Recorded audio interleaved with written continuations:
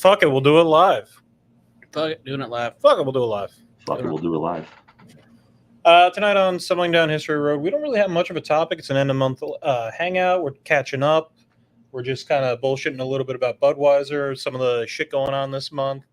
But yeah, basically, we just want to like hang out and meet the end of the month live stream quota, I think. Pretty much. I'm Jackson. We got Rob, as denoted by the little name tag there. D. What's up? I'm going to grab Jeff because we can't miss Jeff. I'll be right back.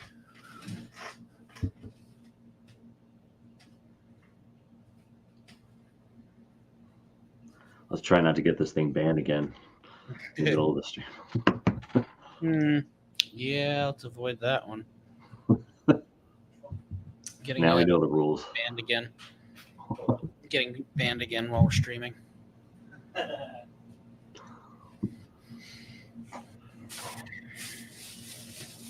Yeah, so I found out what happened last time. Apparently, we were playing too much copyright stuff. Yep. And I got sent the email at some point, and I just never paid attention. We were playing too much copyright stuff. That was it. Really? It wasn't for the... Nope, not the gratuitous amounts of whatever we talked about. Just have to go find out. Yeah, that happens with people all the time with because they're trying to stop people from like streaming pay-per-view fights and all that shit. Like, you know. Well, we were playing literal movie and TV show clips. Yeah. So we makes sense. I mean, the movie's on here, doing that. so like, but the movie's on here, so like, I don't understand why we couldn't have that. It is what it is. I'm not going to argue too much about things with it. There's no sense in it. Every movie's on YouTube if you know how to look. That is true. Every movie is on YouTube if you know how to look for things. But yeah, so how you been, Rob? Good, man. You know, at least a month. Flash live stream. Yeah. No, it's been good, man. That's good. Like I said, I'm in PA, and life's good, man. It's a lot cheaper out here. Yeah. Is it? Oh yeah, cost of living is way lower.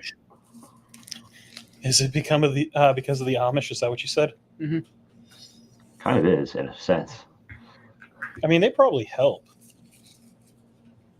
but I don't know, man. I once ended up in the middle of Pennsylvania behind an Amish court buggy.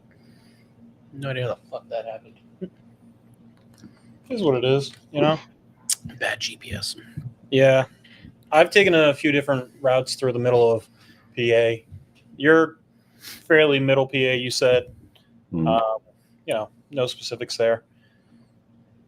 But you were talking to us about some of the laws over there, some of that, and some of the weirdness going on with that bullshittery. I don't know if you want to share with the class. Oh, yeah.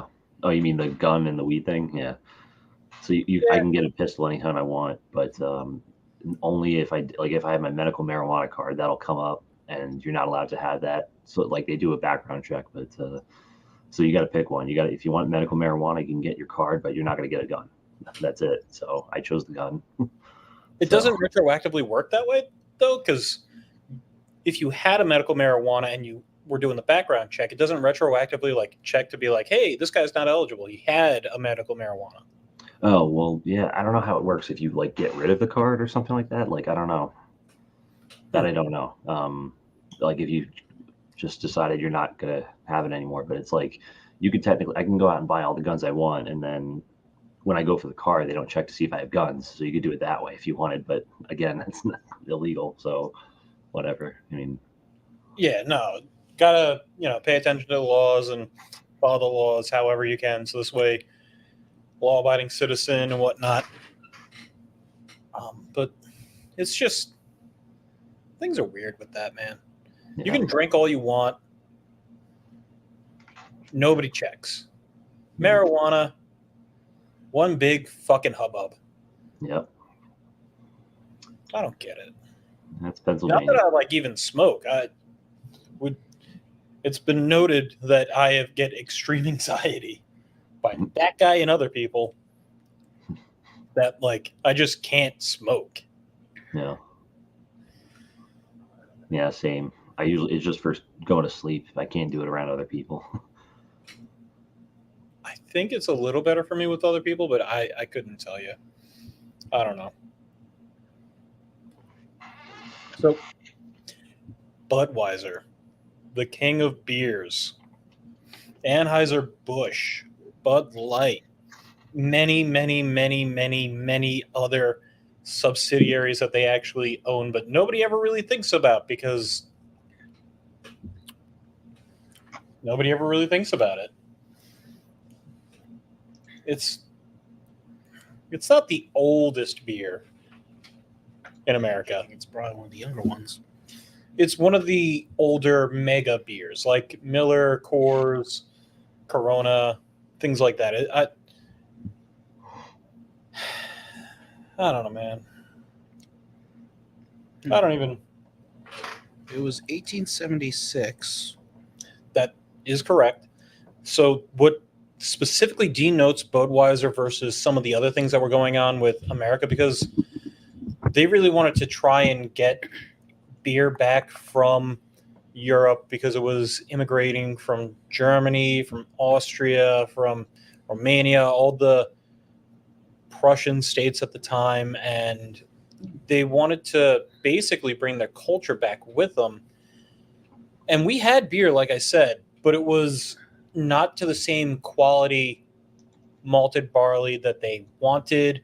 So they actually ended up adding in during the fermentation thing and during this distillate in order to try and figure out the correct path, that they actually add in about 20% rice. So this way we have a little bit of that rice taste. What? Yeah, it Seriously? actually, yeah. So there's actually about 20% rice that's added into it.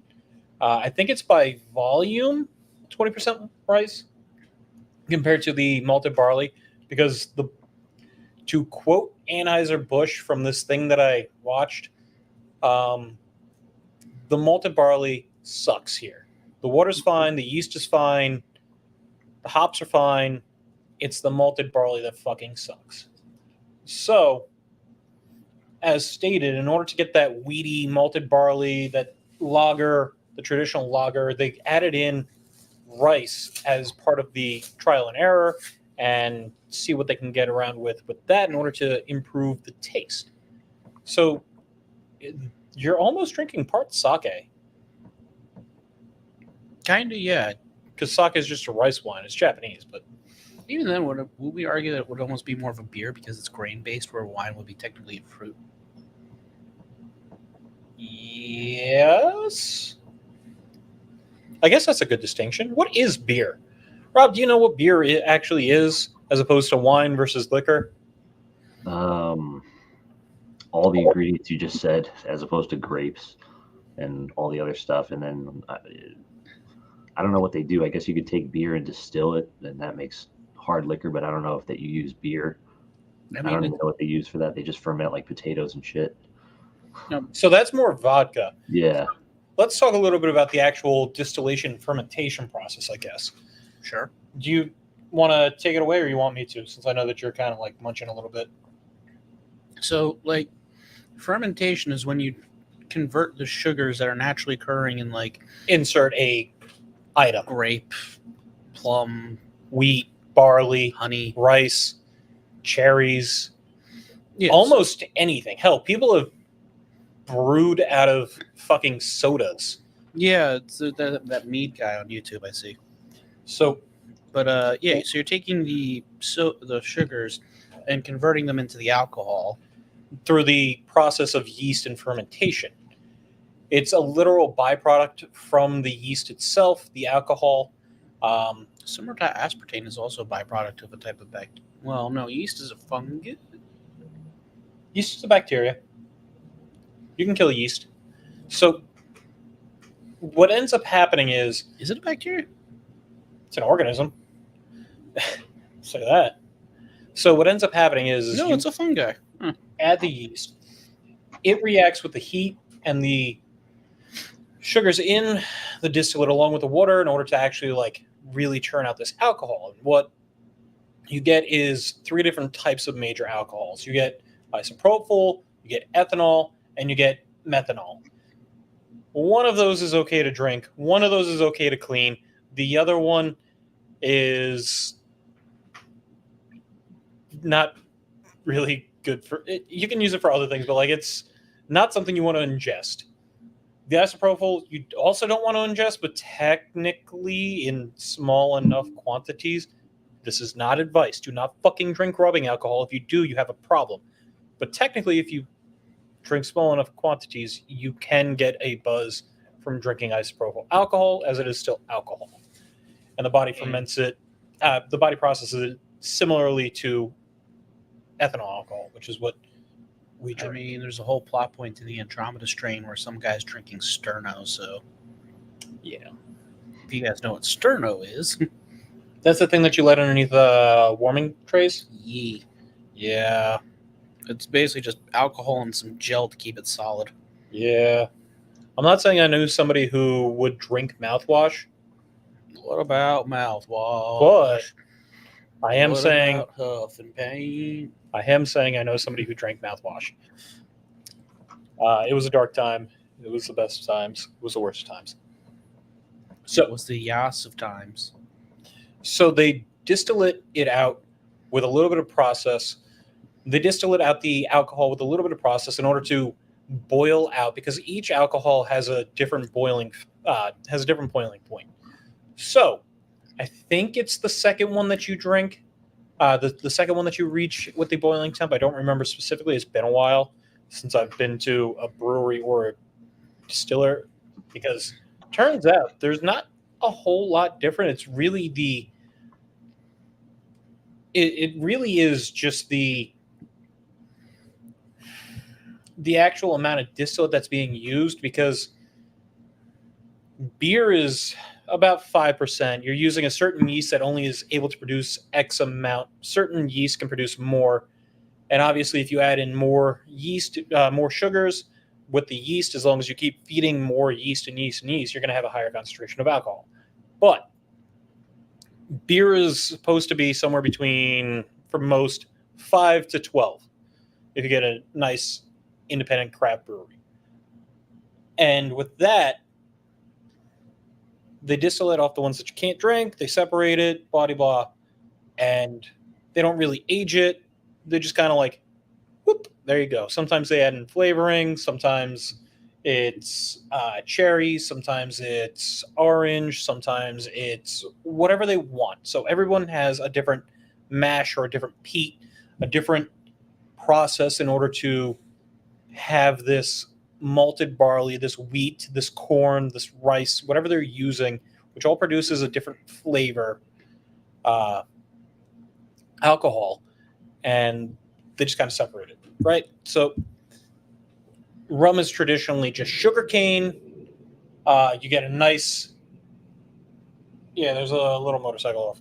Oh, yeah, that guy. You get a nice, clean, very sugary flavor. That's typically rum. You can age it. You can add spices to it with various things. That's why you have clear rum versus any other color rum, spiced rum. Vodka is traditionally made from starch, traditionally made from potatoes. Now, with that, you can almost make some whiskeys, because the process between whiskey and vodka, the initial process of it, is actually basically the same. It's just what you use as a mash for the initial flavor. That, like an Isle from Scotland uses the peat moss. It uses a very peaty flavor. It's very, very bitter, very earthy, at least in my opinion. Whereas in Tennessee or Canada, they're going to have more of a wheat and barley and corn mash, or you're going to have more of a XYZ mash, like a little bit more sugar. And then they'll get aged to refinement. They're going to, let's see. Comment, ethanol is drinking booze. Yeah, that's what I said. Corn booze. Yeah, that's what I said. But like I said, there's 3 different types. That's why moonshine gets illegal. That's what we don't want. The whole rumor of going blind, ethanol, drinking, corn, booze, distillate. So the process of distilling it actually removes the water content. It removes that, and it actually just focuses and narrows down the alcohol. And you can distill it as many times as you want. And there you go. That's how alcohol is made. Surprise! Nobody really cares, apparently. I even bored Rob. He's not even paying attention. No, I'm listening. But that's how beer comes about. Beer. / other alcohols. Like tequila is mostly agave. Specifically, I think it's blue. Mhm. Right? Blue agave? Yeah, 100% agave is fantastic. Tequila must be made in Mexico. Wait, isn't it like the tequila region of Mexico, or am I thinking of the champagne thing with France? So tequila eventually, if I remember right, expanded to be any part of Mexico because it was so popular or is so popular, whereas champagne must be from Champagne, France. I know initially tequila started off as just from tequila. But I think now it's specified by the agave type, right? No, so it is locally locked to just Mexico as a whole, I believe. Because there's also mezcal, which is a smoked agave tequila.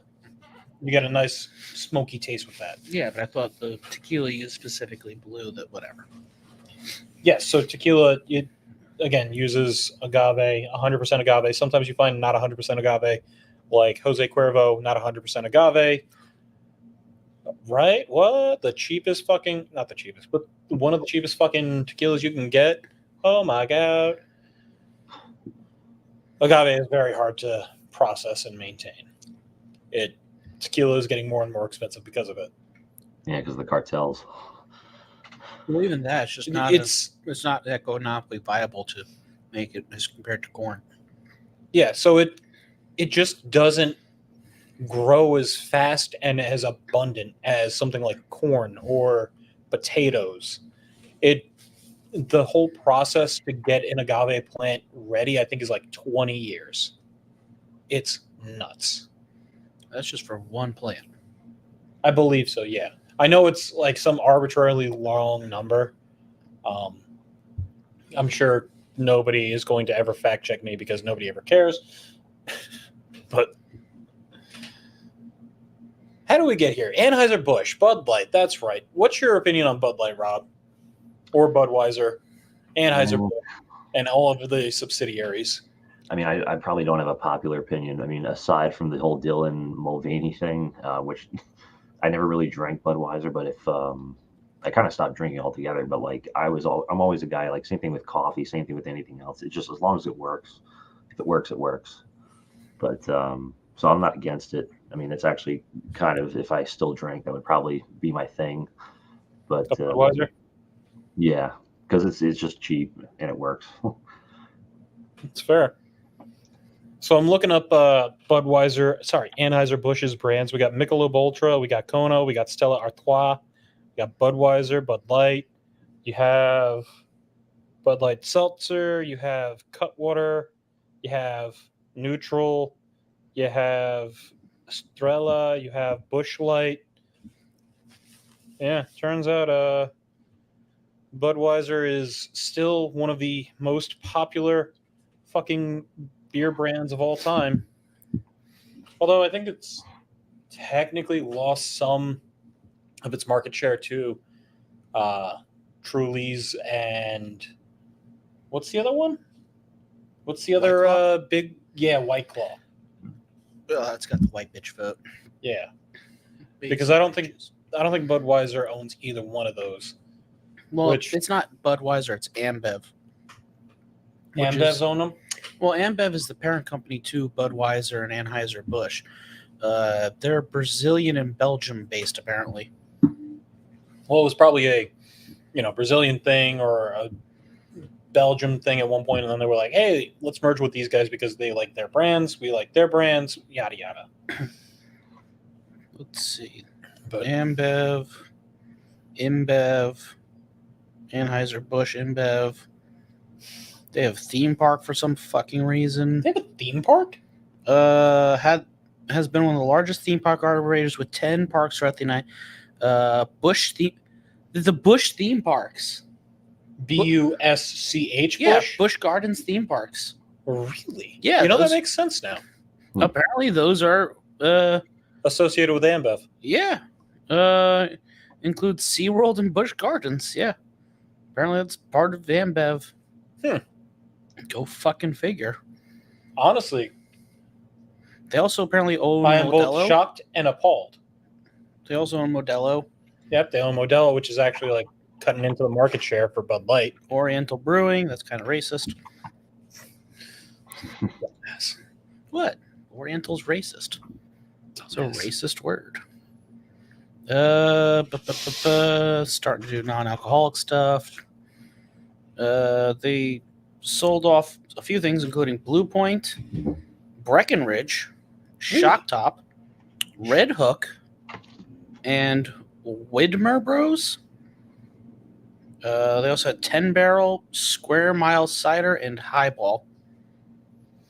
I've heard of a couple of those. I knew I'm not like a huge beer drinker. I'm not a huge drinker in general, but I do enjoy my Fosters, and we all know what that stands for. But Shout back to the Star Wars episode. yeah, here you go. Ambev in brand. The whole side thing. Oh, geez, he's checking it out. Beck's, Budweiser. They own Corona.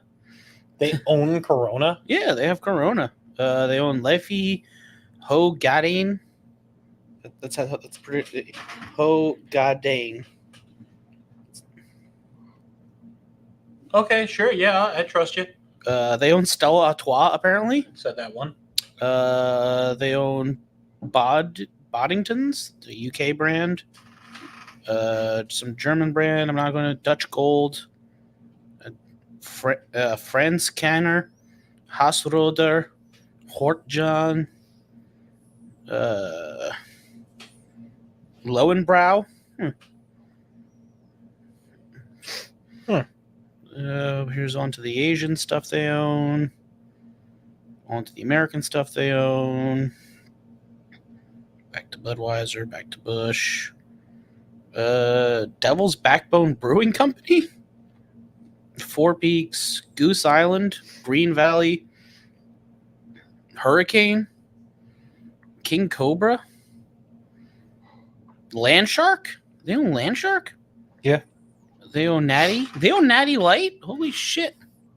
They own almost, or at least are partial share owners of Spikes. a lot of fucking shit.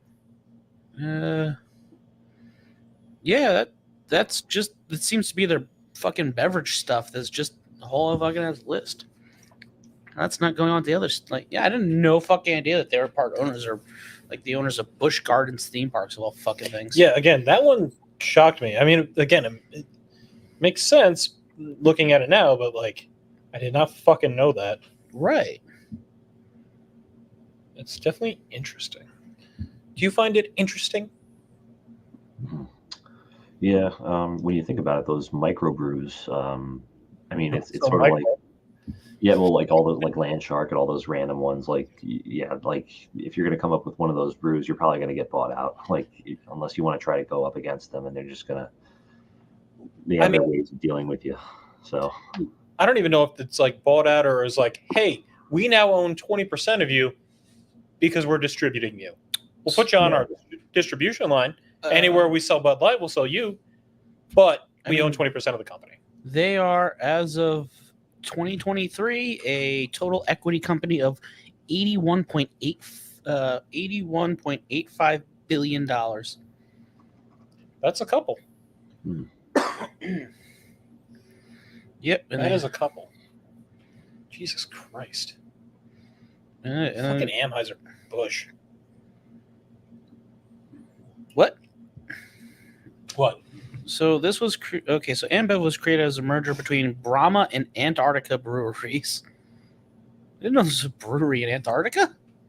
It might just be the name. Yeah, there's no link for it here. It's just Brahma, which has a link, and then Antarctica, which doesn't have a link, which is confusing. Apparently, they are also the largest Pepsi bottler outside of the U.S. I guess they do all the international Pepsi bottling.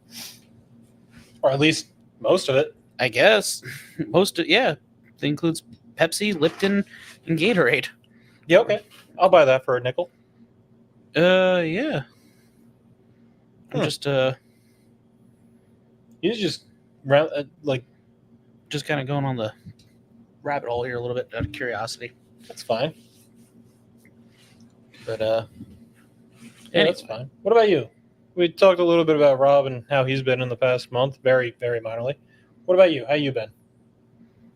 Yeah, fine, I suppose. I don't know. Life's fucking life. And you know me, same bullshit. Same bullshit, different day? Yeah, just bullshit in general. You know me. Yeah. I am a mess on the outside world. Now that's established in lore. Whatever. There is no outside lore, only podcast. There is no outside lore. So, do we want to talk about some of our favorite and obviously least favorite Anheuser-Busch commercials? Because they've had some good commercials. I won't lie. They've had some good stuff. Budweiser. Oh, yeah. The yeah, Budweiser those fucking frogs. That's probably one of the most memorable commercials of all time. Yeah, I think The Simpsons even did a parody bit of it. Simpsons did a parody. I would argue maybe the "What's that?" Was that? Was that Budweiser too? No. Who was the "Was Up" thing? Was That started as like a commercial, And then that was a huge parody. and then that got really funny. Then they did the real big parody with it, with a Scary Movie, the first one. That's where a lot of people kind of remember that from, before they remember the commercial now, because they got the Ghostface doing it. Yep. But who? Do you think we can play the commercials on here, or are we going to get busted for that too? That's a great. It depends on how long we do the commercial. I'm It looking was them up. Budweiser. It was Budweiser who did "Was that?" Yeah. Was it really? Holy shit! Oh, yeah. Wait. So when was the commercial made versus when did the movie come out? Huh. That is a great question, and I'm glad that you asked. I'm sure I won't look that up right now.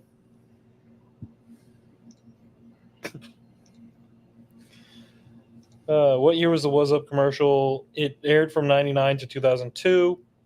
Okay. And Wait. Scary What year Movie was 1. Scary Movie 1? I don't know. Huh.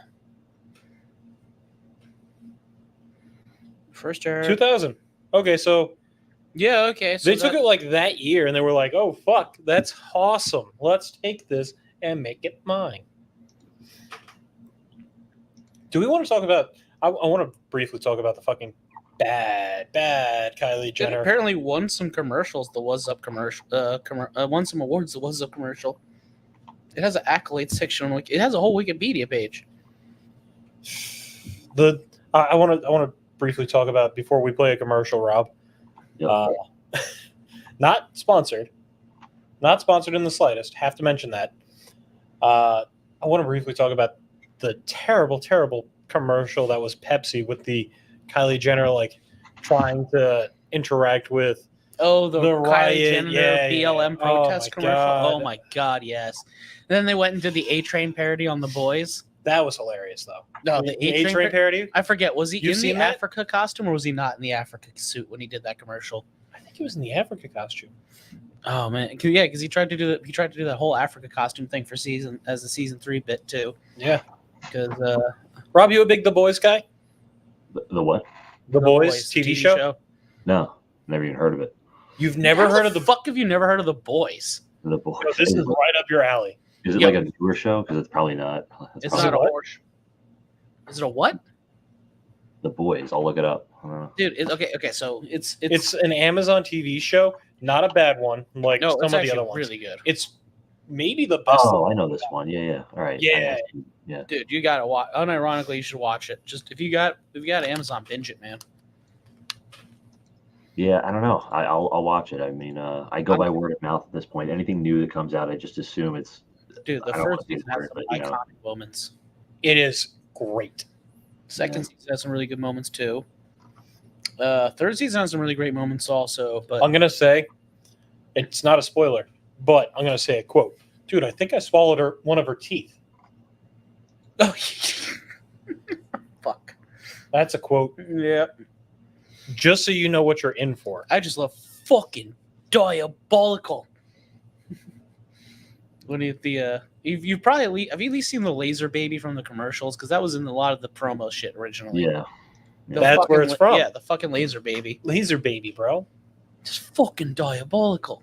Taser face. And he gives it a kiss, and he's like, "Now you stay good, or I'll come after you, you little cunt." He's fucking walking away from. Yeah. Oh man, Michael Reeves did a fantastic thing for that. Was it the third season with the beat up gerbil with the beat up hamster too, or is it the second season? I think it's the third. Yeah, the beat up hamster was great. But fucking Michael Reeves did a great parody of not parody, but he was literally paid by Amazon to do a almost shot for shot rendition of that with the boys, the laser baby. Wait, the guy who did the original commercial was paid to read. He didn't do the original commercial, Okay, but Amazon was very big on promoting the boys because of how popular it was. Oh, dude, you should go And so they paid a bunch of like science YouTubers. If you've ever seen Michael Reeves, so much science, more so scary. Scary. And he was instructed on making his version of the laser baby commercial. Oh, Jesus Christ!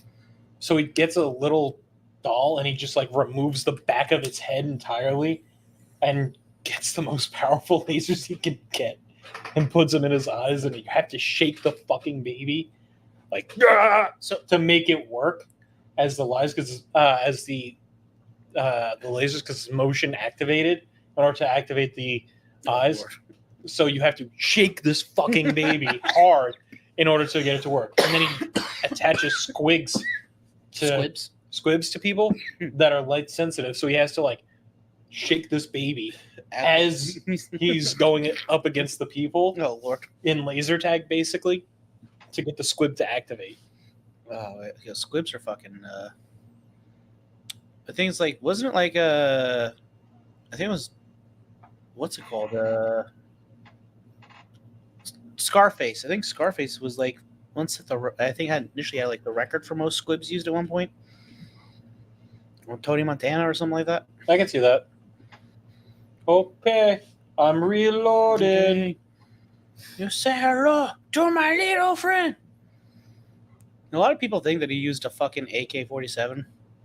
Did you know that? No, he used it. Yeah, he used an M1 with the grenade launcher attachment. Yeah. So, but for some reason, people want to think that he used an AK-47. M1 is fine. AK just means automatic killer 47. You just get 47 people a second. I'm just going to ignore that. AR-15 means that it's an automatic rifle, 15 rounds a second per trigger pull. No, I'm thinking of the A1. I'm sorry. And it says I googled it, Colt AR-15 with fake M203 grenade launcher. That's the Tony Montana gun. Yeah. I was thinking okay, I'm thinking of AR-15. I was thinking of the M16A1. That's what I was thinking of. Yeah. I mixed up some things in my head there. I said M1. Nope, I meant M16A1. Modified Colt AR-15, it says, but yeah. I mean, when you kind of get into the military aspect of like the Colt with the AR and the Colt with the M16, you're splitting hairs at a certain point. Because for all intents and purposes, they're kind of sort of the same rifle, just demilitarized, but whatever. Oh yeah, the gun is based on the real-life Colt M16A1 assault rifle, blah, blah, blah, blah, blah. Yep. This is upgrades clip capacity from 50 to 100, $100,000. I'm assuming they're talking about if you actually tried to build this thing. Well, if you buy it and you get that Class 3 fully automatic, like the fully automatic guns are really expensive if you can afford one. Like So the thing with fully automatic guns is that they're not manufacturing any more fully automatic guns. yeah, They're just not manufacturing them anymore. yeah. Stop that. Well, they don't. At least not for civilian use. No, I don't even think. Aside from like squad weapons, I don't think even most military rifles, I think, don't use fully automatic anymore. I think they tend to either stick to semi or burst.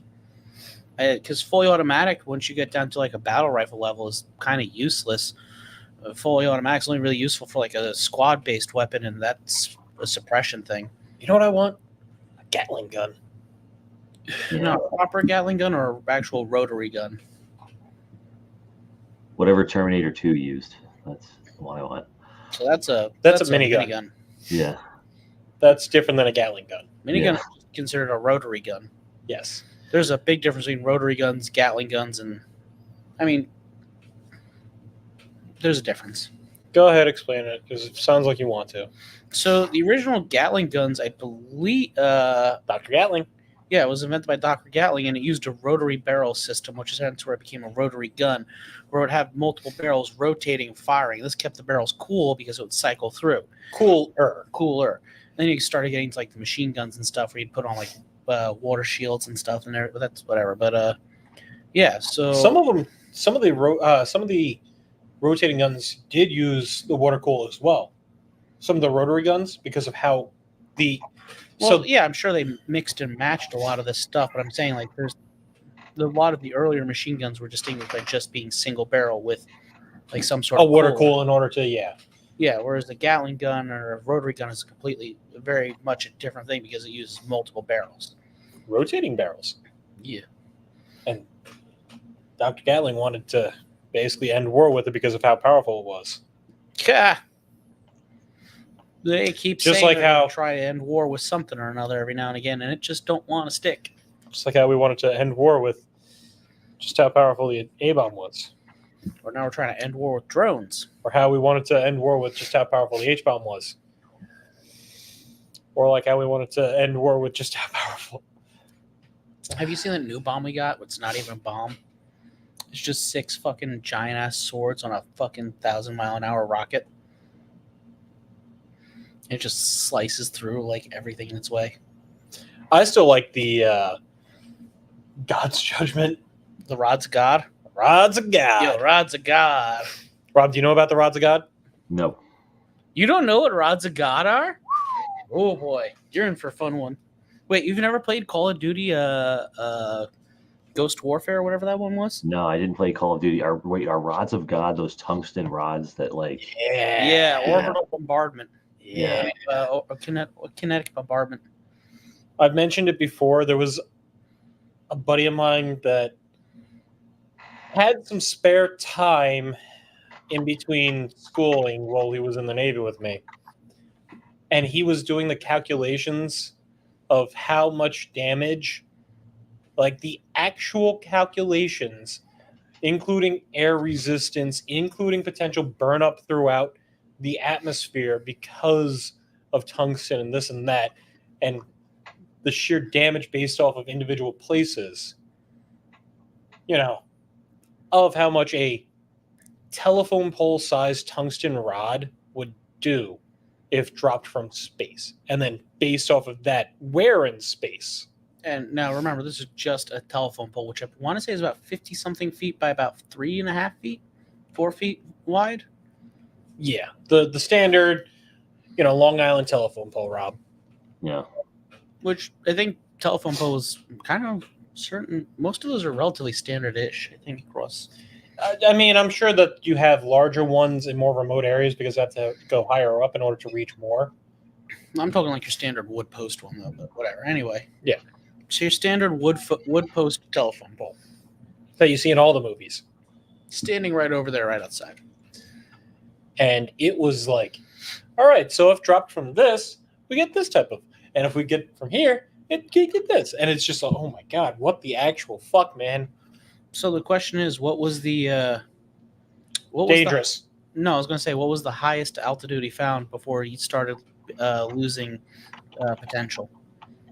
Because there's usually like I don't remember, honestly. because there's like a good sweet spot where it's like, okay, great, okay, not good anymore. It's just pointless. Yeah, because at this point, it's now like, all right, well, it's diminishing returns, and what are we going to actually use in order to propel it into the atmosphere? And at that point, you can only get so much out of- momentum building, Yeah.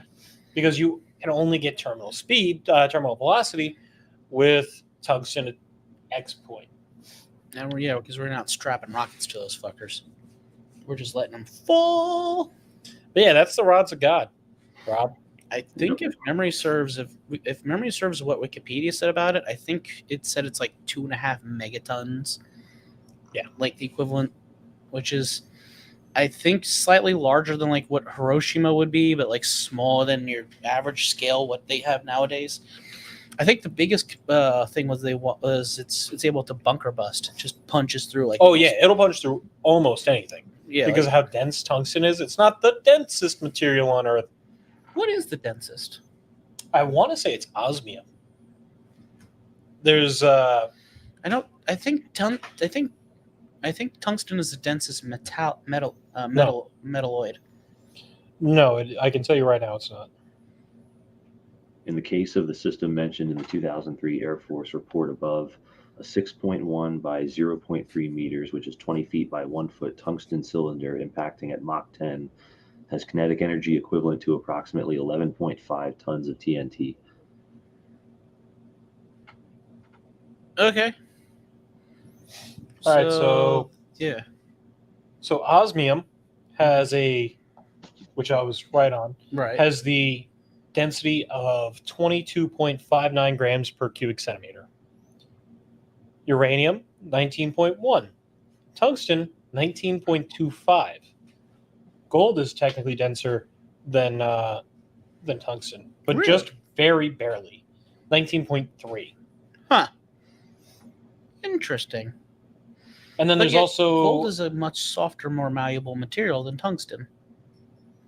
Interesting. And then there's also iridium, which is able to get a higher density, but that's based off of adding in pressure. So if you just go pound for pound without adding in any external forces, osmium has a beat. So is osmium a radioactive material, or is osmium just something, whatever?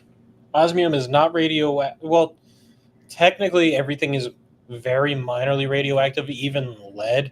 It's just to the extent with which it decays. Right, because the radiation decay is what affects you, right? Radiation decay is what technically affects you, if memory serves, or am I? Yes and no. It looks like we cut out for a little bit on this with the Wi-Fi. I'm sure Rob will. We're good? You can still hear us? You can still pay attention? Yeah. So technically everything has a half-life. It's just a matter of how quickly, and some of them are better at absorbing half-lives. Some materials are better at absorbing various forms of radiation from other materials than others. I really don't want to get too much into it because it's just it's part of my life I try not to even care about anymore. Fucking radioactive. Nuclear bullshit. Terrible song. Fucking.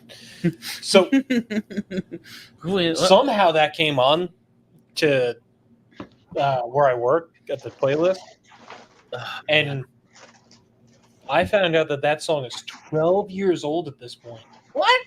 Yeah, Rob. Yo. Imagine Dragons Radioactive. That song is 12 years old at this point. I thought it was 7 years It's crazy to think. Like, I was thinking when I was in college, I left in 2013, man. That's 10 years ago. Like, dude. It's 11 years ago, man. 2013. Oh, duh. But yeah, that's what I meant. What? No, I could have sworn that song was only like 7 years old at most. Yeah, right? That's what I was thinking. I was just like, oh, yeah, no, this is fine. This is easy. This is light work.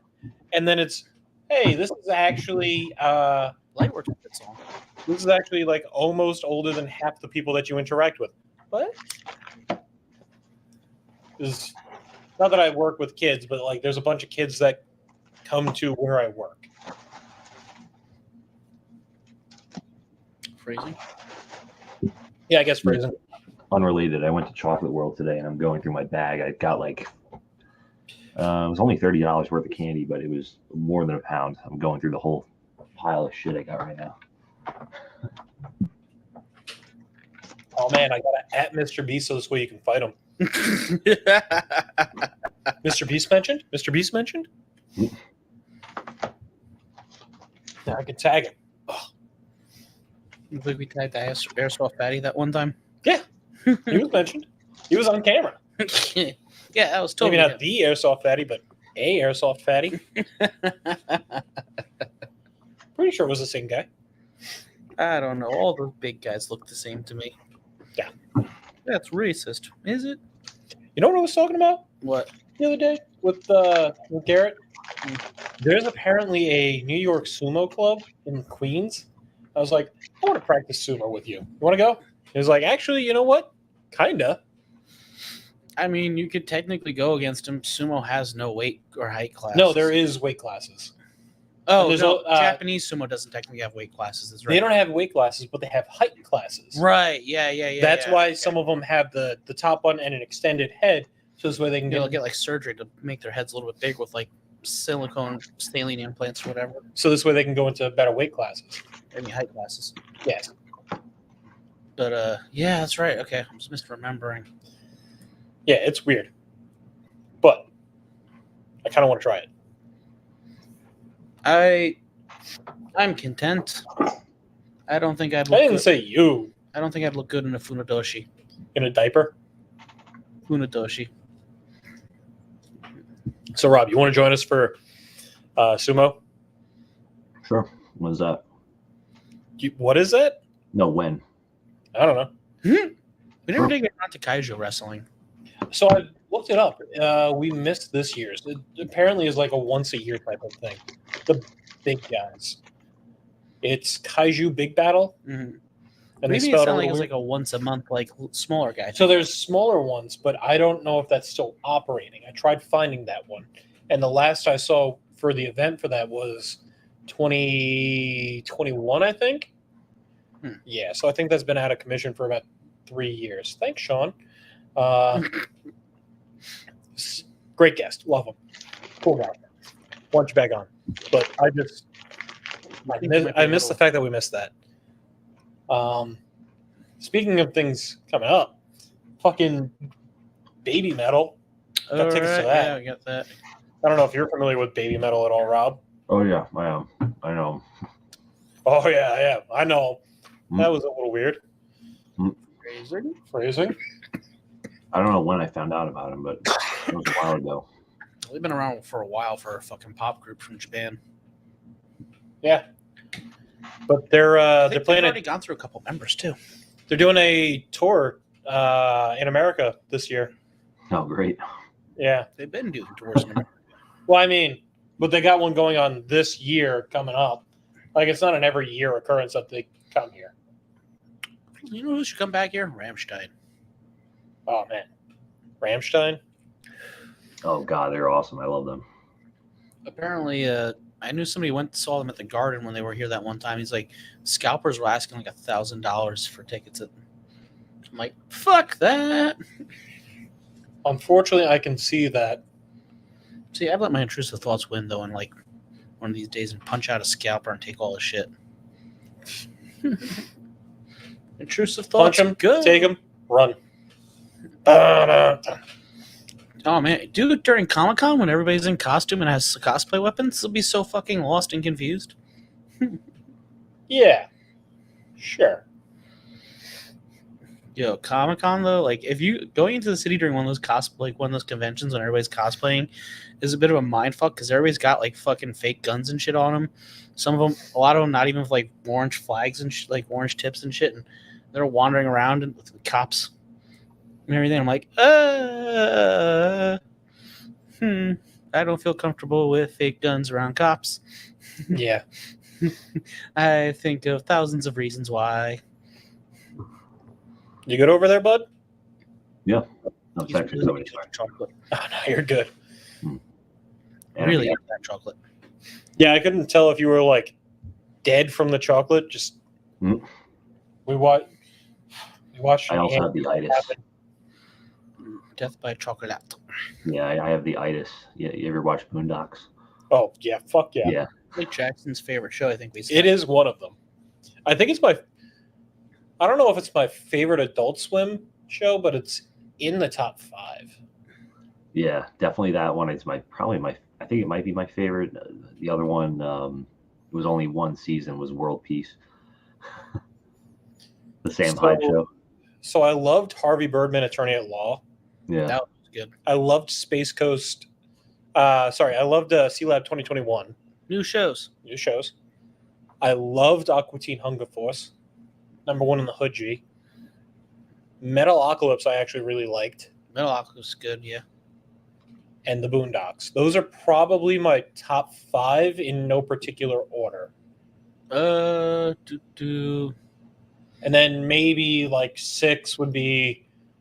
I mean, are we counting the anime shit too? Because No. they did technically have a lot of exclusive anime. No, I don't count that. That's not. So, yes, it's Adult Swim blocks, but it wasn't created for Adult Swim. It was just aired on Adult Swim. Yeah, but in some places, it's the only place where it's ever gotten aired. It was only aired on Adult Swim. I mean, you could still buy the DVDs and stuff of it, but like, Again, it was only aired on Adult Swim. It wasn't created for Adult Swim. okay, So like, I am making that distinction. Whereas Aqua Teen, Sea Lab, that was all created for it, you know? It was all programming to try it. I did not like Tim and Eric. Awesome show. Great yo, job. fuck Tim and Eric. I was not a fan of that. Nah, Super Jail was weird. It had hit or miss episodes. It had a great banger intro song though. I hate Mr. Pickles. I don't mind. I don't like the art style in the slightest. I don't mind some of the shock shit that comes out of it every now and again, like the weird, crazy gore shit, just for like stupid shock humor. But for the most part, I don't watch the show. Period. But like, I've seen some episodes, I've seen some bits, and I'm like, okay, what the fuck did I just see? Like, all right, this is crazy. And The bizarre. Oblongs was okay. It Was only got okay. like 5 episodes though. I Yeah. think. And that was that technically based off a Tim Burton book, or am I misremembering? Is the other one's a Tim Burton book? I don't know. Somebody look that up in the comments. What else was there that was like really good? Robot Chicken. Robot Chicken. Oh yeah, that's up there. How did I not put that in the top 5? Probably because it's not a top 5 for me. It's probably just like is number 6. See, the thing is because the problem with Robot Chicken though is it could be very hit or miss because it's a clip show. Yeah. And they had like a lot of clips that like really hit, and they'd have some where they're just kind of stretching like, who is this referencing to? That like who's this joke for? Yeah. Which is very much I think a Seth Green issue where Seth Green makes a lot of like. Venture Brothers is another great one. It's top 10. Have you actually watched that, or have you only seen bits? Because I've seen seasons, not all of it, but I've seen like season 1, part of season 2, part of season 3. Like I've seen episodes. I've actually sat down and watched that show. It's very good.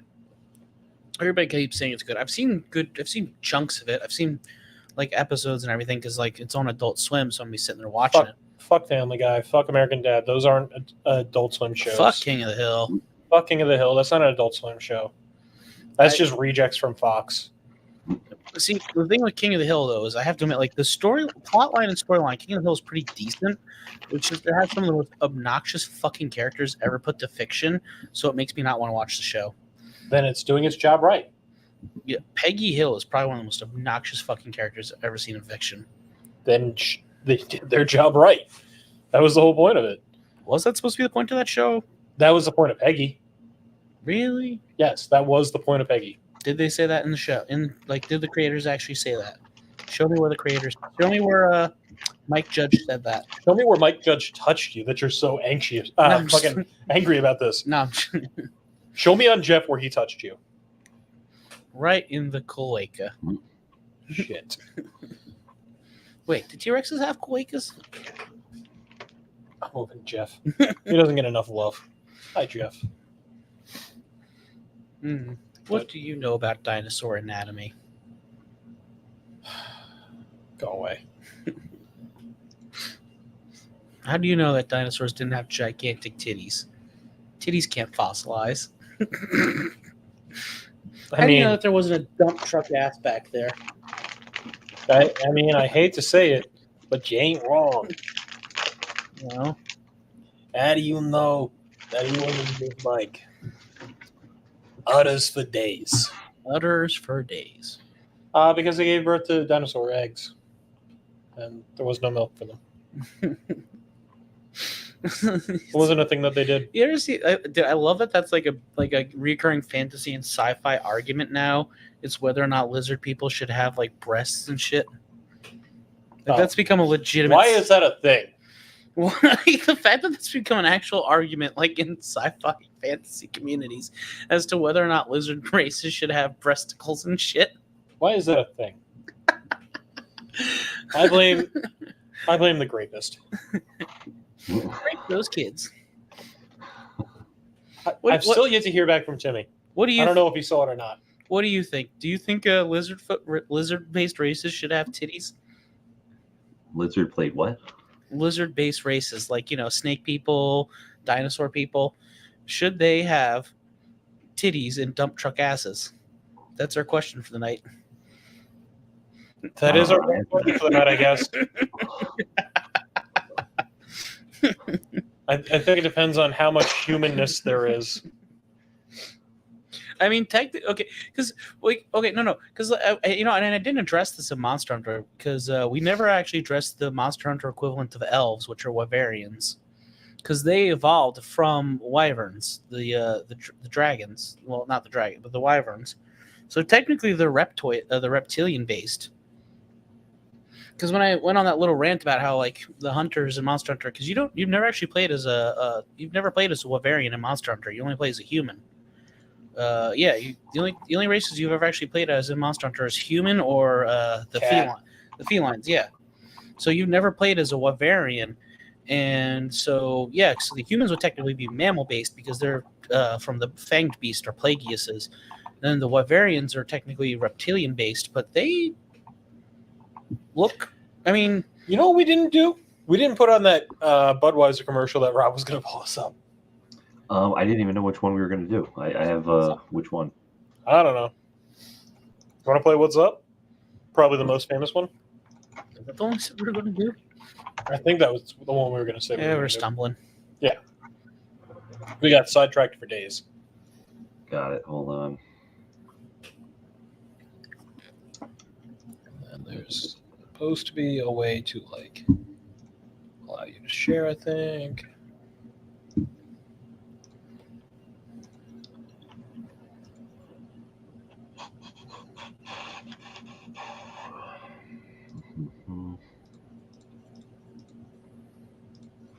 Oh my god. Oh my god, thank you, Kenny.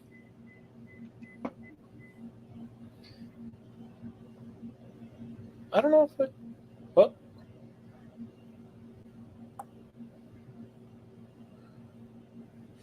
Hey, what do we got here? Oh, we're sharing stuff. Again, not sponsored. Hello. Yo, what's up? Nothing big. Just watching the game, having a buzz. So about you? Nothing. Watching the game, having a buzz. True. What's up? Yo, they're picking the phone. Hello? What's up? Where's Duke? Yo, Duke? Yo. Huh. Apparently, you need 50 subscribers to go live on Twitch. Hold on. Hello?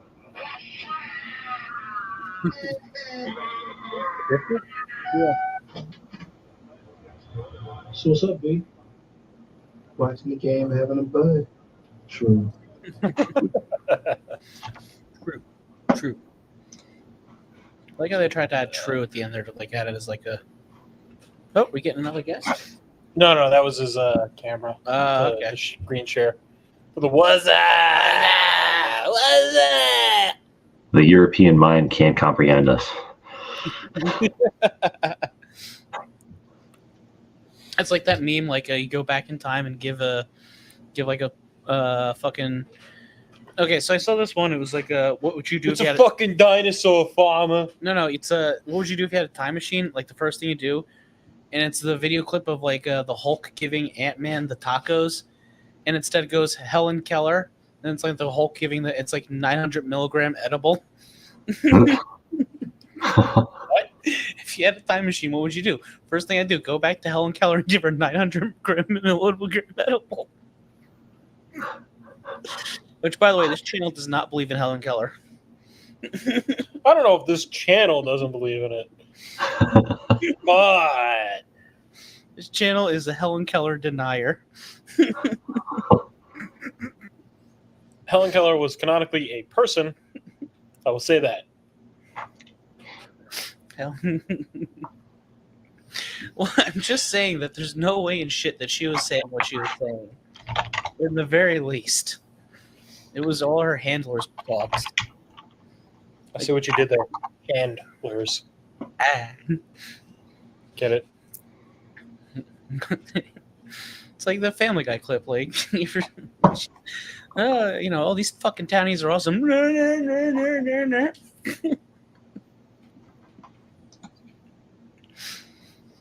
That's fucked. You fucked. Yeah, I've said worse things on stream and on camera before. It's fair. Doesn't mean you're not fucked. Oh, I am the worst human ever. I'll admit it. Anyway. Anywho's it's. What else would I do if I had a time machine?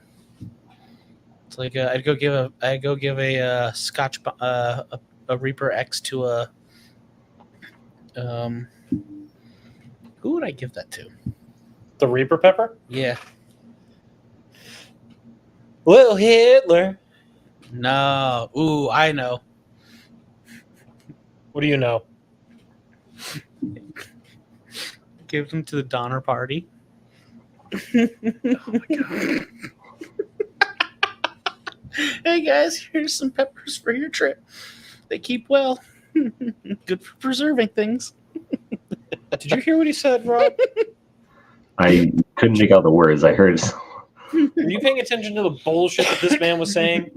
I'd say I give a bag full of Reaper X peppers to the Donner Party. The Donner Party.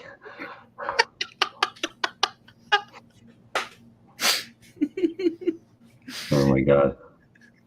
See, that's comedy. no. Wait, was it a Cannibal the Musical that was based off the Donner Party? Was that a different incident it's technically based off of? I'm trying to remember.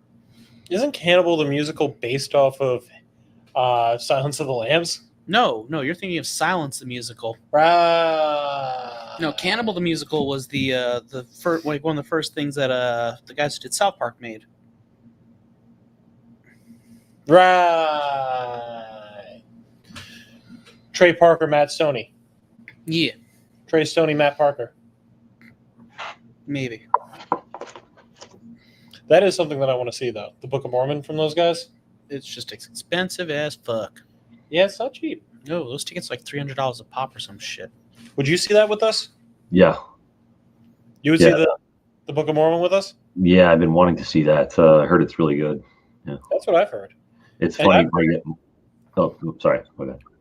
No, you're good. I've heard it from Mormons on my boat. Yeah, I was gonna say. So my girlfriend is one of 6 daughters. Her parents are like super Mormon. Like she was raised Mormon and all that shit. Like she told me about the magic pajamas that they wear and shit like that. Like I definitely want to. I always wanted to see this play, but now I really want to see it. So. Oh yeah, the fucking Jesus, magic. bring pajamas. her. That'd be great. Yeah. But let's see. What's the question? Should reptilionoid-based races have boobs? No, we're not doing this again. And what would you do with a time machine? What ridiculous item would you give somebody in the past? That one I'll allow. And should snake people have titties? Oh. Why not? What about you, Rob? What ridiculous thing would you give to somebody if you had a time machine? I would reenact the, I think it was the Corvette commercial where the American soldiers had like a Corvette and they were driving it across the field and like scaring the shit out of the British. Oh, that wasn't a Corvette. That was a Challenger commercial. Yeah. Yeah.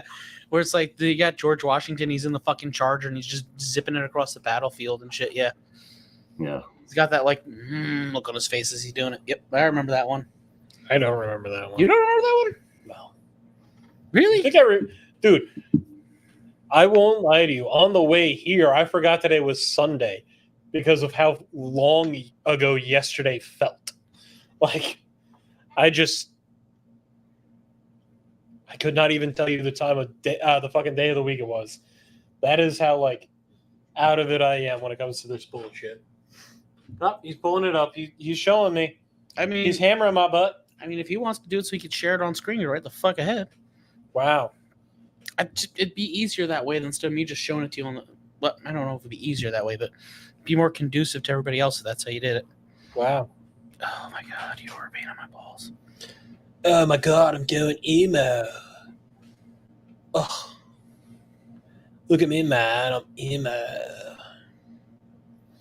Rob, are you pulling up the Dodge Challenger, Dodge Charger? You don't want that one? Yeah, I'll pull it up. Yeah. You don't He actually wants have that to. one. You don't actually have to. I'm just Charger commercial. put it as a screen share thing. Whatever. You are apparently now our statistician, thanks to my brother. Check your email to make sure we didn't get a warning already. By the way.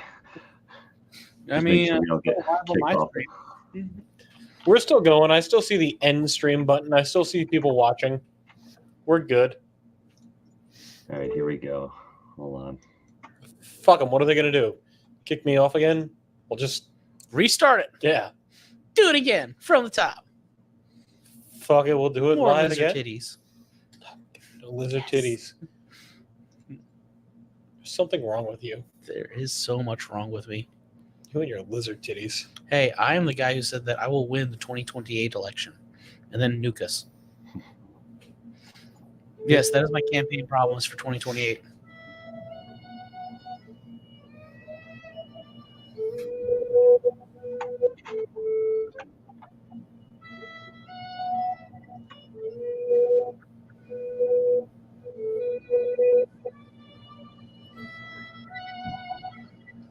So somber. Great. I love it. What commercials are over 30 seconds long.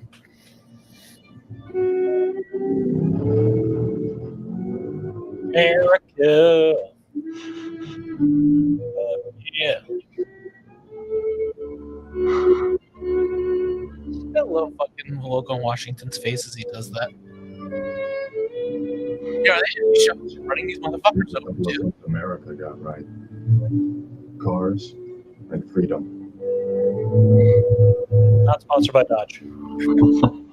That's the most American commercial, dude. Like, it's got nothing to do with anything. Everything is disjointed. It makes no sense. Not sponsored by Dodge. But if you want to sponsor us, Somehow. fuck it. Buy me a car. Wait, who's the owner of Dodge? Is Dodge the parent company or is it GM? Who owns Dodge? So Fiat owns 66% of Dodge Chrysler. Parent company is Stellantis. And it was Dodge Chrysler, Daimler Chrysler, which owned Dodge, Jeep, Ram, Chrysler. Ram was separate from Dodge for a while? What's up? Ram was a separate brand from Dodge? Ram is a separate brand from Dodge. It was together. It was the Dodge Ram, but now it's together. And I believe when Fiat took over, yes, Doesn't and I Fiat- believe when Fiat took over 66% of it, they now own part of Ram as well, which is why I'm saying like they own XYZ, but beforehand. Doesn't Fiat also own Ford too? Or minus No. Fiat owns Ferrari. It owns Maserati. It owns, obviously, Fiat. It owns Alfa Romeo, Dodge Chrysler, And So then who owns Ford now? Ford owns Ford. Really? Yeah. Hmm. Ford owns Ford. GM owns GM / Cadillac / Chevy. Ford still owns Lincoln. For a while, like Ford was Is Ford also on Mercury, or is Mercury a dead brand now? Mercury's dead. Mercury's been dead? Okay. Because I know Ford was supposed to be like the ground level, and then Lincoln was supposed to be their luxury shit. Was Mercury supposed to be like their midline stuff, or was that, or am I thinking of it in reverse? No, so Lincoln is their luxury. Yeah. Lincoln's always been like the fancy shit. Lincoln's their luxury. Mercury was somewhere in between Ford, depending on the model. Same thing with Ford in the middle, depending on the model.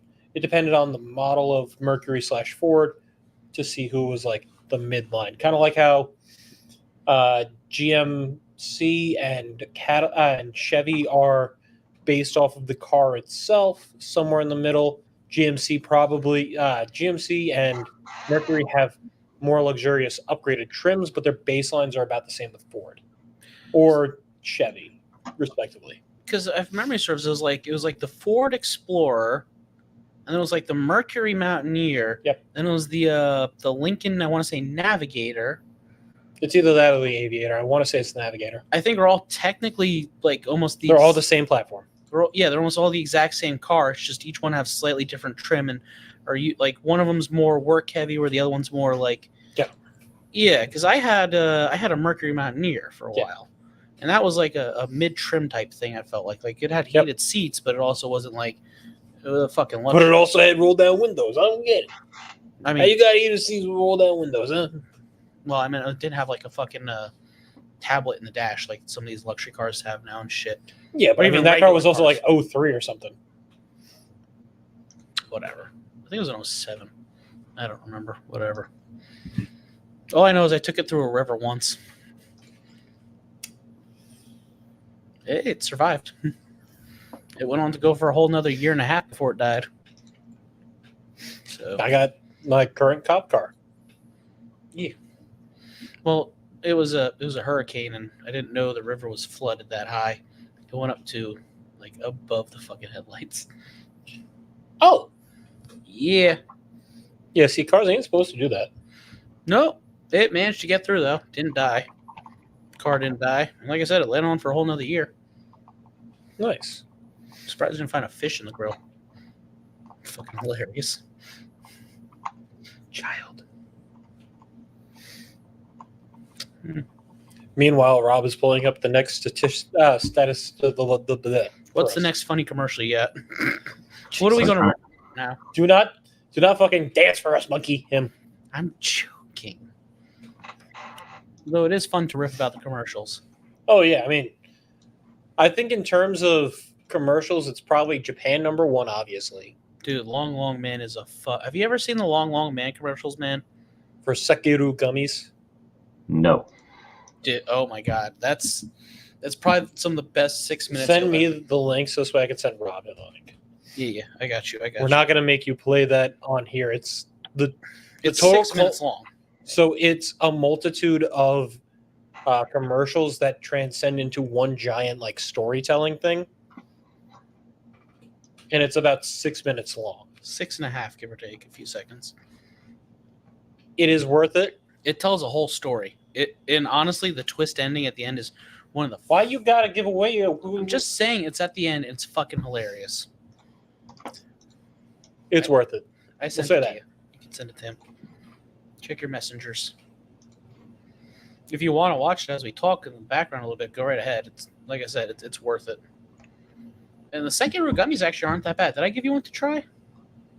Yes. Yeah, they weren't that bad. They're so they're like we found like the tiny ones because there's like the tiny like little individual wrapped ones, I sent you it. and then the commercial it's like about these long like yardstick almost ones, and so we found the little short ones at a convenience store or something like that in the city, and we tried them. They were pretty good.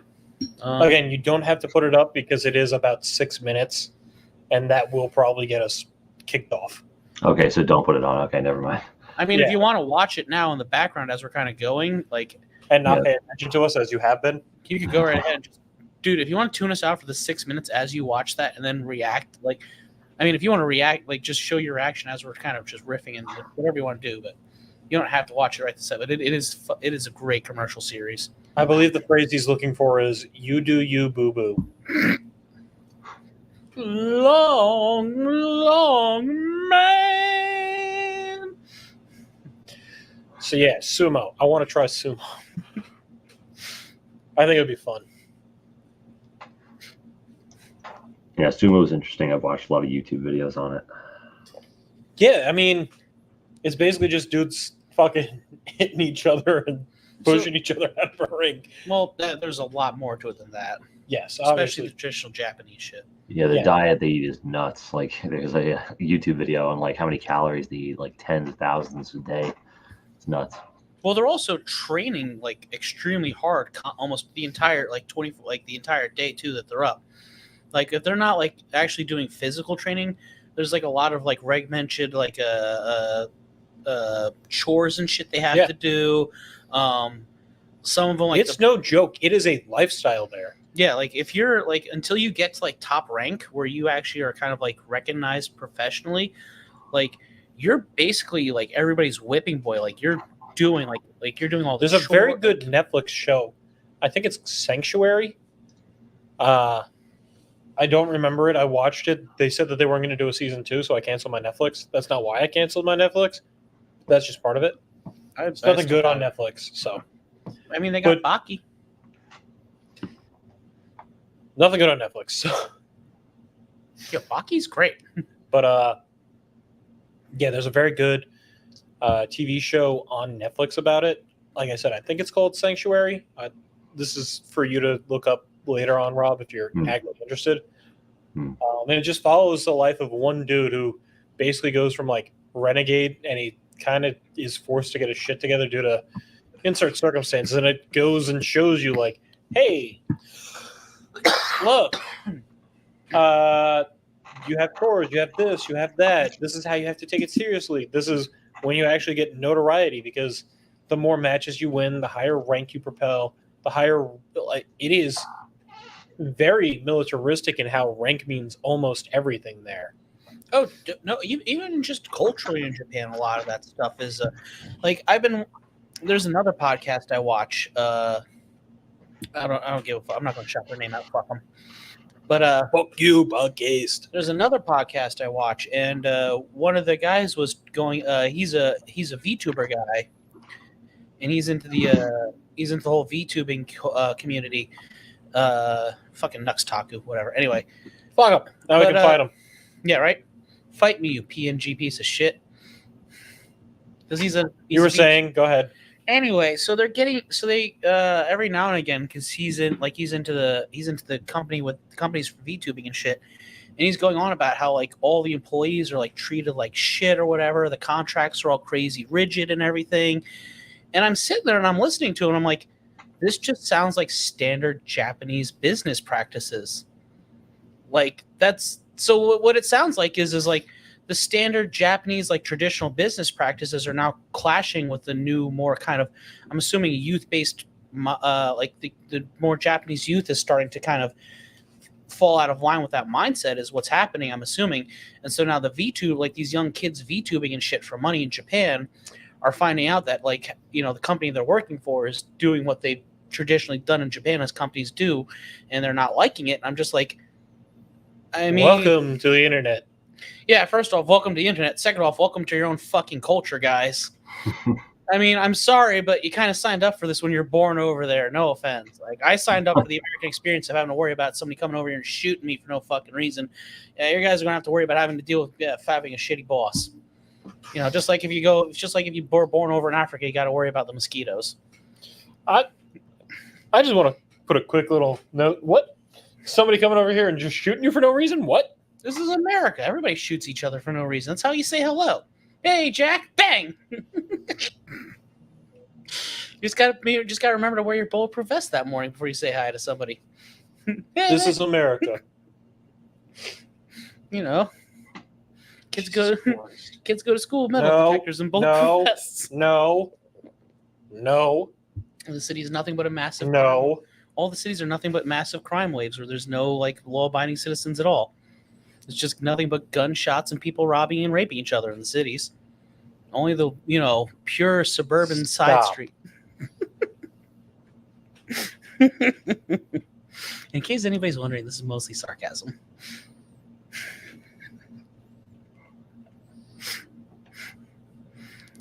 Would you prefer me to go back to the mild racism? Stop. So,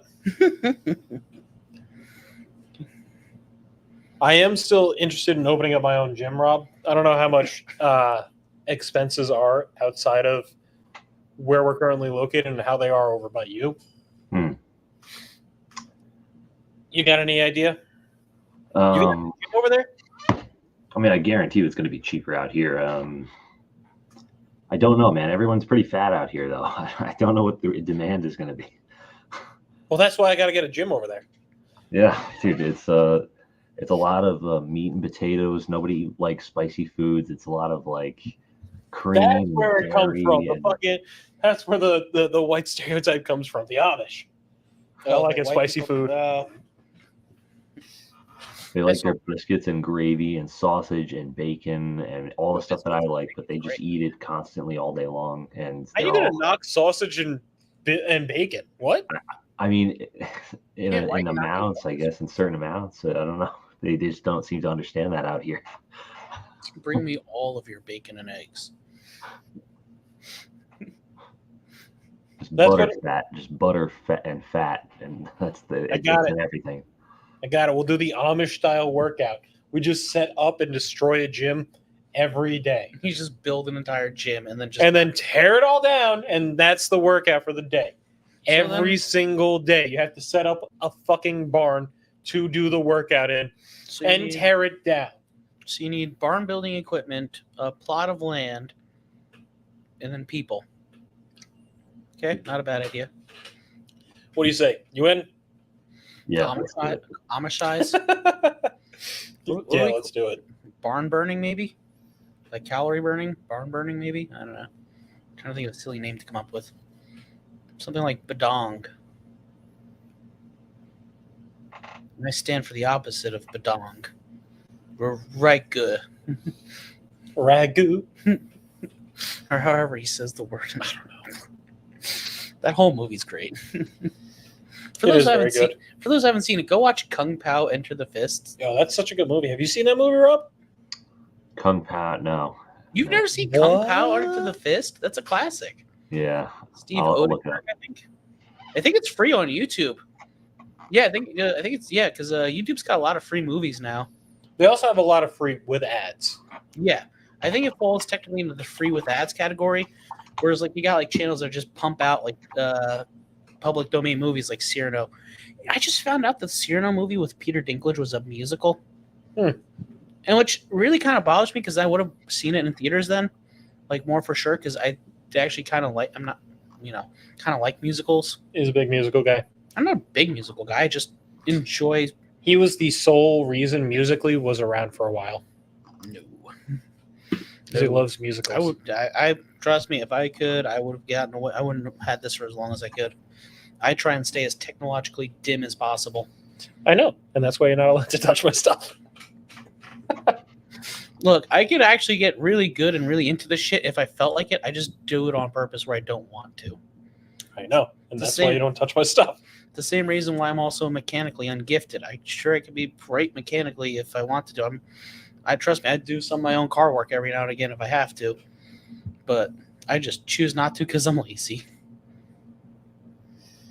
Gifted kid syndrome. I mean, to be fair, we did come from a pretty, in terms of like being able to do stuff like mechanically and that type of stuff, we came from a pretty all right background. Yeah. It's kind of in our blood for that type of shit. So I guess that's valid. Should we just, because I mean, Dad and Grandpa and everything, yeah.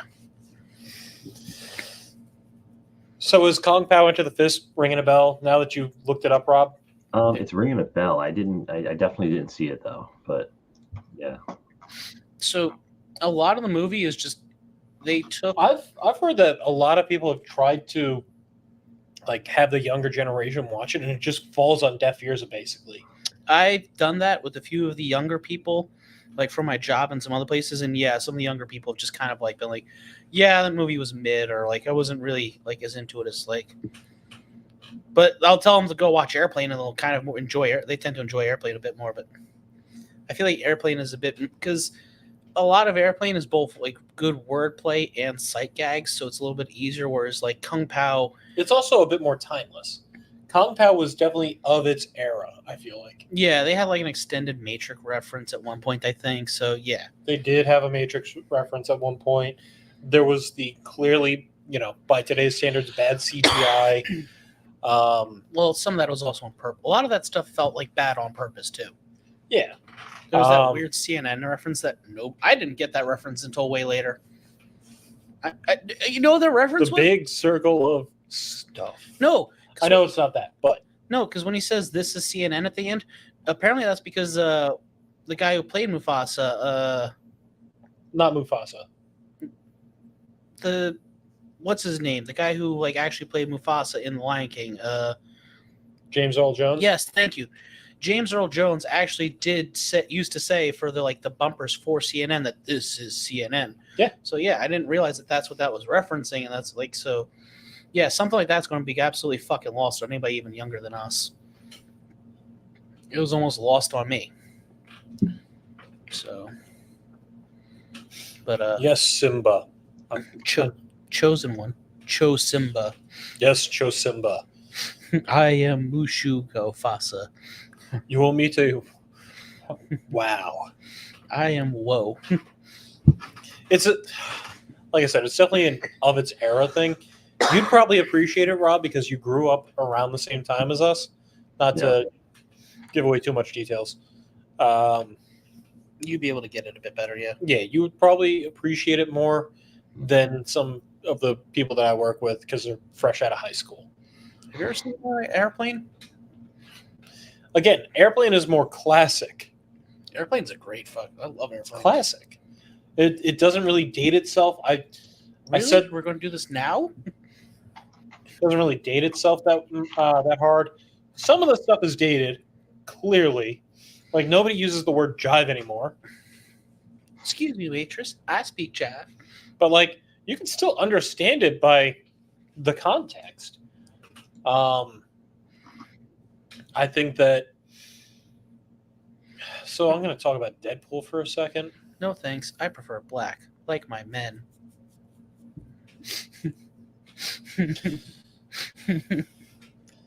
So Deadpool 1, I think, is going to stand the test of time better than Deadpool 2. Not because it's a sequel, but because Deadpool had a lot more on-topic humor. Deadpool 2 was definitely like timed, dated humor. It's like, oh yeah, the 2000 fucking blah, blah, blah time code. It was like, really? You have to make a fucking They did a Apple iPhone 11 reference? Like shit like that? To dubstep? Really? Like this will just die out in 5 years. It's just going to fall on deaf ears. I still enjoy dubstep. But you get what I'm saying. Like it's way more dated. Yeah, no, they definitely did a lot more dated humor in Deadpool 2 than they did Deadpool 1. That being said, Deadpool 2 did probably have one of my best favorite meta joke comments when he made fun of Rob Liefeld in that one sequence. Yeah. Where he's making fun of Domino's powers and he proceeds to just shit on Rob Liefeld. I thought that was great. I did enjoy that Rob Liefeld shit. But other than that, I think Domino's power sequences, whenever her powers were kind of doing its thing, that was a pretty good moment usually. What's your power? I'm lucky. Luck's not a superpower. I mean, technically she manipulated like the probability around her. Yes, but no, but yes, but no. Yeah, it's how they're because so luck as a power in media is usually really, really fucking wobbly defined. It's either like just something happenstance, like it's just you could just seem to have like a great luck stat and shit just seems to go really good, or it's like you physically manipulate like the quantum probability around you or some shit. Like Therefore, you control fate. Almost. Because I think even Ben 10 had something like that. I know that Teen Titans did with Jinx. She was bad luck. Yeah, no. Well, Jinx was also used. I think Jinx magic, and then she could like use basic manipulative magic, but her like kind of base was she was manipulated luck like that. But I'm talking about in Ben 10, it was the cousin character, the red haired one. Her first version of magic superpower she used was a luck based one, and it was like She was called Lucky Girl or something. yeah, something stupid. And what it did was like they explained it away as like she was like manipulating the quantum probability or something. Like, and it's the same kind of bullshit. But yeah, no, it's like one of those weird powers, like powers that can be obscenely broken in fucking media for no goddamn reason. I can never die, I mean, except due to old age. and even then, some of them like. But, yeah, no, it's but then again, that also kind of goes back into one of my favorite weird thought process things of like, how obscenely broken can you make one silly sounding superpower? I like the opposite one. How can you take a superpower and ruin it for somebody? See, well, that's yeah, because those are both kind of two very similar ends of the spectrum. Like one of them is like, okay, well, what if you took like the power, like luck manipulation? How can you absolutely break it? Versus how would you take luck manipulation and how would you make it shit? I mean, in that case, you just make it where they have bad luck constantly on themselves versus where you manipulate it where they have good luck on themselves. Rob, if you could choose any one superpower, which would it be? And how would you either make it completely? No. We'll get there in a second. Does immortality count? How do you want to define the immortality? Is it a healing factor or just straight immortality? I'd say straight immortality, like can't be killed, period. All right, so that one doesn't really need much in order to break. And that doesn't really need much to make it shit, too. Yeah. Yeah, no, I mean... Make it shit. All right, well, everyone and everything will always die around you. You get to watch it for eons and eons and eons. On top of that, good luck keeping up to date with current culture, language, tech, and all that other Well, I fun. already don't keep up with current culture. Current culture is a cesspit, so...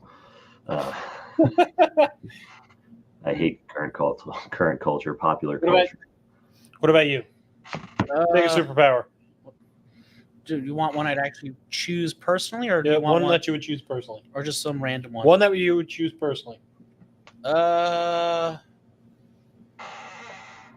ability to summon any weapon I feel on command. All right. Now, Rob, how can we break this power?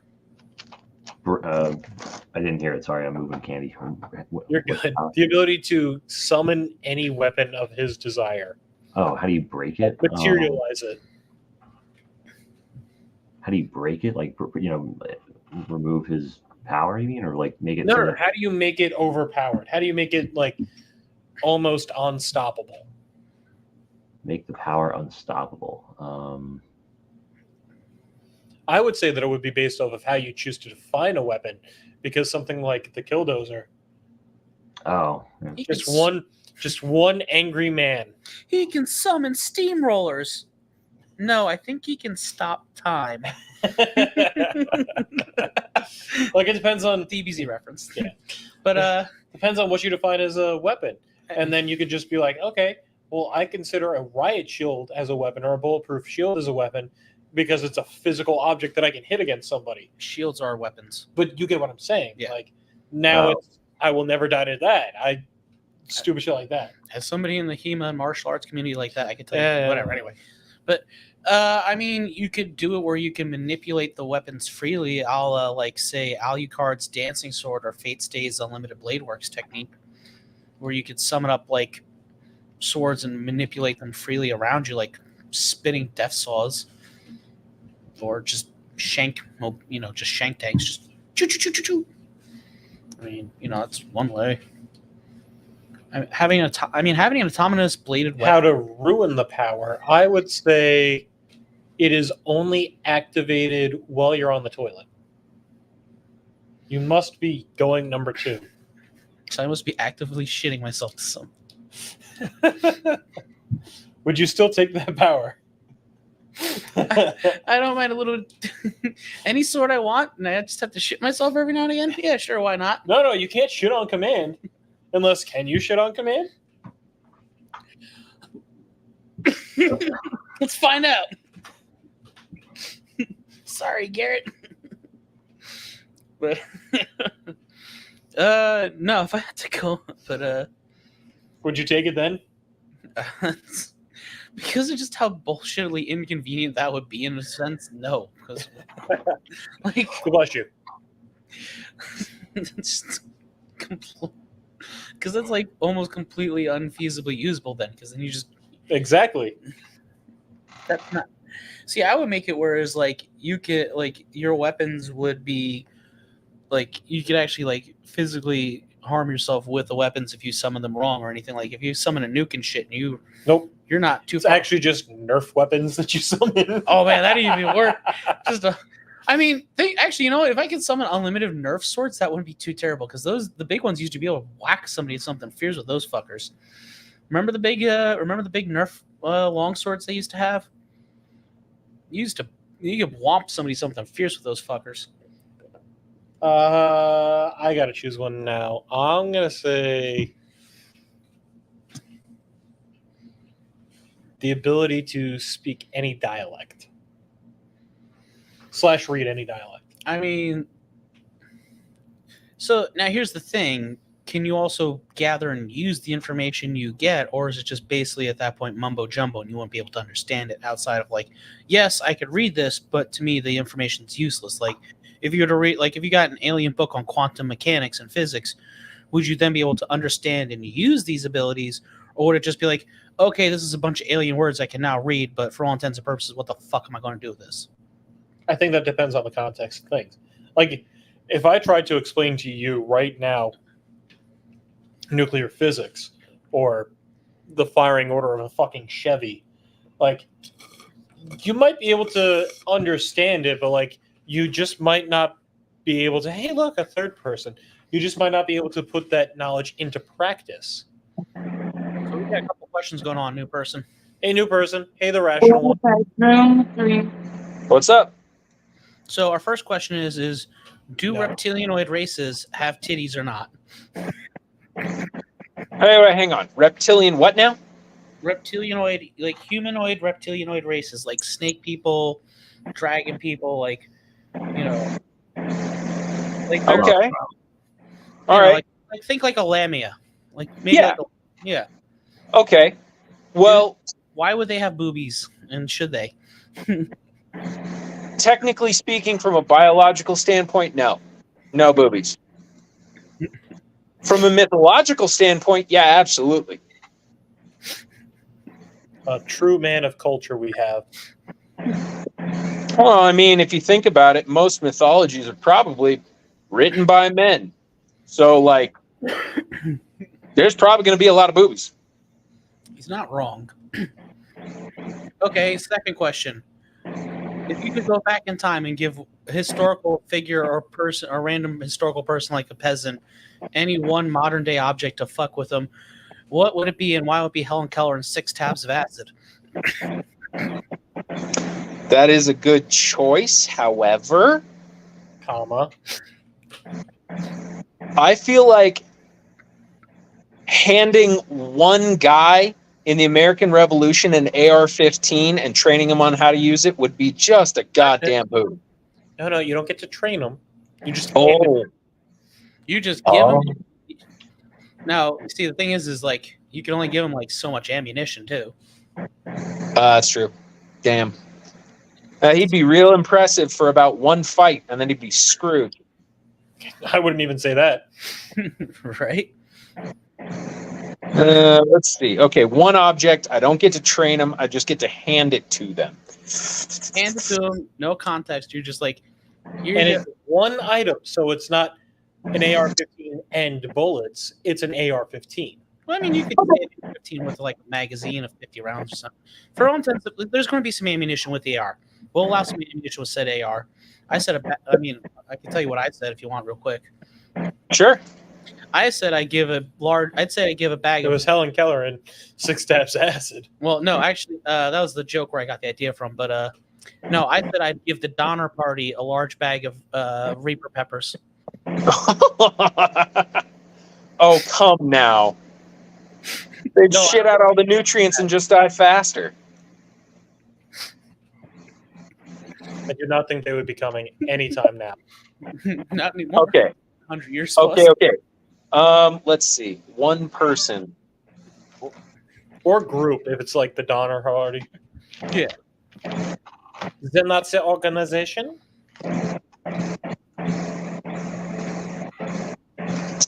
I would find somebody in history,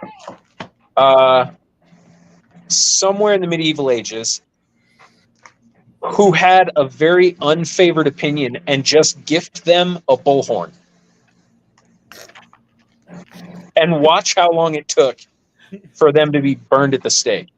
They only have so many uses of a bullhorn. That's perfect. Yeah. Battery dies out eventually, yeah. It's not battery. It's air. Because, a bullhorn's basically just a shape with a trigger on it. So, like, they're going to figure it out. It's not so complex, they won't. You're thinking of an air horn, mate. Oh, no. Not an air horn, a bullhorn. Because then they can be loud and have an unfavored opinion. They probably get killed anyway for like witchcraft. Exactly. Has anybody ever heard of prestidigitation? Yeah. It'd be like using the curse speech technique in JJK properly. Shit your pants. Oh, God. Oh, man. All right, Yeah, that's I'm gonna, decent, but it's not the best. That one actually requires some serious thought. I gotta dip out early. I gotta get up at 4 in the morning for. No worries, bud. We get it, man. Have a good one. Yeah. Thank you. Have a good night, guys. Take care. Later on. Commercials. I want to give Hitler a whoopee cushion. Do you get to be a fly on the wall for this interaction? No. Like just randomly stuffing under his chair at one point, or Yeah. just. I think just handing Hitler a whoopee cushion with no context would just kind of even be because you just be like, "The fuck." Yeah. What is this? Actually, you know what? That might be. You know what? Apparently Hitler may or may not have had a fart fetish. So yeah, no. Apparently, according to some scholars, or whatever I was reading somewhere, it's like Hitler wrote like a lot about like farts or whatever, or some shit. His private journals, people like, yeah, if Hitler may or may not had a fart fetish, he was on an ass whack of drugs and stuff and everything. That's true. What was it that they called the meth? Was it like Paradol or some? I don't fucking remember. Fucking Paulie knows this word off the top of his head. They called it. Yeah. A lot of people think of the Panzer chocolate, but that technically actually wasn't really a thing. It was more like a mint or whatever they actually took. Yeah, it was basically like a stick of various pills that were just meth. Yeah, meth and some other shit. Percatol, whatever. That sounds like something they might have marketed. But yeah, everybody call it. But a lot of people know it as like a lot of people know it from the Panzer chocolate myth or whatever they call it. I can't think of the German word for chocolate like that. But Dude, like, I've been high a handful of times in my life. I'm back. I gotta use a restroom. Weed. Let's be real, weed. But like, to have to go into a real combat zone with an altered mind would totally screw over a bunch of dudes. I mean, not really, because historically, using altered states like that has been like a thing in combat going back since the beginning of combat. I mean, look at the Right. look at Viking berserkers. They were on balls on mushrooms when they were doing their shit. So, Well, something. I mean, it may or may not have been mushrooms per se, but a lot of them were on some sort of drugs. The Hasashin from the Assassins, they were high on hash while they were doing their thing. yeah, they were getting that good Keith. I mean, the entirety of the Chinese Opium Wars. Oh shit! Yeah, you're right. Those guys were dosed up, so they couldn't feel much. Well, I mean, we had to switch to the 45 caliber round for a long time when we went and did our Banana Republic bullshit because they were fucked. Because I want to say it was the Moros or whatever it was. The Filipinos, where the fuck they? Did you hear about the trials for 45 cal? Some of it, yeah. Like, if you want to elaborate, sure. I'm trying to remember. The test was we need a pistol caliber that can kill a cow in one shot. Yeah, that makes sense. Yeah. So various pistol calibers used against various bovine, and eventually they settled on the 45 ACP, anti-cow projectile. I thought it stood for automatic Colt, but all right, yeah. Yeah. I love that story. It's been told a buttload of times, but I just can't get over it. I mean, that also might put into like that kind of like apocryphal thing. Like it may or may not be 100% true. But... That's true. Oh, it is true? Oh, neat. No. What I'm saying is your statement is correct. It could totally be falsified. Apocryphal, yeah. I think the technical, whatever. Yeah, probably. I guess not. Somebody's if I'm using that word right or not. I don't give a fuck. For flavor's sake, I'd like to believe it's true. I mean, that's some crazy shit that early days military contractors probably would have ate up. Oh yeah, I mean, it's the early Mantetsu swords were tested by cutting fucking cow skulls. Yep. Cow skulls. When they were adopting the 45 ACP, one of the tests they allegedly did for it was to see if it could drop what caliber round could drop a cow in one shot. Gotcha. I know it was adopted because we were having trouble shooting the drugged up Filipino guys when we were doing that one war. So Correct. we switched from like it was like the 38 or the 32 to the 45. 38 spot. Yeah. That was that dropped them. Yeah, we're also cow. Warrior Colt. What? There's a picture of a cow up there, dude. No, the sound in your background. Oh, there's a fan going. Do you need me to kill that? Need? No. I mean, if you want to maybe place it, just turn it down just a little bit, you can, if it's keeping you cool. Ask and ye shall receive. It's just it's giving us a bit of background feed, so it's just kind of. Thank you. I just wanted to know what it was. So do we tell them the next question, the superpower one? Oh yeah. Okay. I need you to come up with a superpower right now on the spot. What would be your A superpower. Okay. Shooting from the hip. I just need you to come up with a superpower. Okay. Actually, you know what? Fuck it. It's going to you. shit? Let's see. Okay. I would like the superpower to compulsively make any individual immediately punch themselves in the face as hard as they could. And if it didn't knock them out, like they weren't strong enough, then I guess I'd just have to pull a gun. Because, like, what else am I going to do? So now how do we break that? Exactly. That's my next question. Like, So that was part of the questions. So now, in order to break it, he has that power, right? And he can use it on anyone, right? So, like, ooh, what if a blood type doesn't work and instead it backfires on me? he can just like use it to get himself into Washington and become president or some bullshit like a dictator. What's Fuck the you power? got to compulsively punch themselves in the face until they get knocked out. Well, no, not until they get knocked out. It's a one-off. I get them to punch themselves one time with zero chance that they're not going to do it unless that's how you break the power. I mean, you can No, also, break it as in like make it the most make it overpowered. yeah. That's Like, how we're would trying to you, break it right like, now. break it so it's Oh, It even works through radio through all forms of media. So you just so yeah. That's yo, how- that would be the coolest thing, because then I could sit there and watch something and be like, this guy's an idiot. Let's As long get him back. as long as it's live. As long as it's live. Oh, it's got to be live. Okay. Well, yeah, I mean, you can't go to a recorded TV show like 2.5 Man and be like, "Oh man, Charlie fucking Sheen's got to punch himself. yeah, man, Charlie Sheen's got to punch himself and go back in time." I mean, Can you imagine, like, some guy sitting in his penthouse and he just clocks himself real hard and he's like, why did I do that? I mean, say you're I mean, that would have been great on Thursday for the both of them. Wake one of them up, put the other one to shut up. Yeah. Oh, that would have been funny as hell. Do it to the not even just one. Make him do both of them. That would have been fucking hilarious. What else? Oh, you're watching like a reality TV show when they do like live stuff, like Survivor when they do like That's what I'm live saying. bits. And it's you get them to punch themselves in the face. But Not Jeff Probst. Don't make Jeff Probst punch himself he's live cool on people. TV. Yeah, we like Jeff Probst. but how do we now make it almost inusable? you feel the punch. Oh. You Oh. also feel the pain of the punch. Yeah. Oh, that would suck. Because if I wanted someone really strong to do it to themselves, I might knock myself out. Or if they're wearing mirrored sunglasses, it could bounce back and do it. You can actually make yourself do it. No. That's, let's see. Wait. Let me check if he's wearing sunglasses first.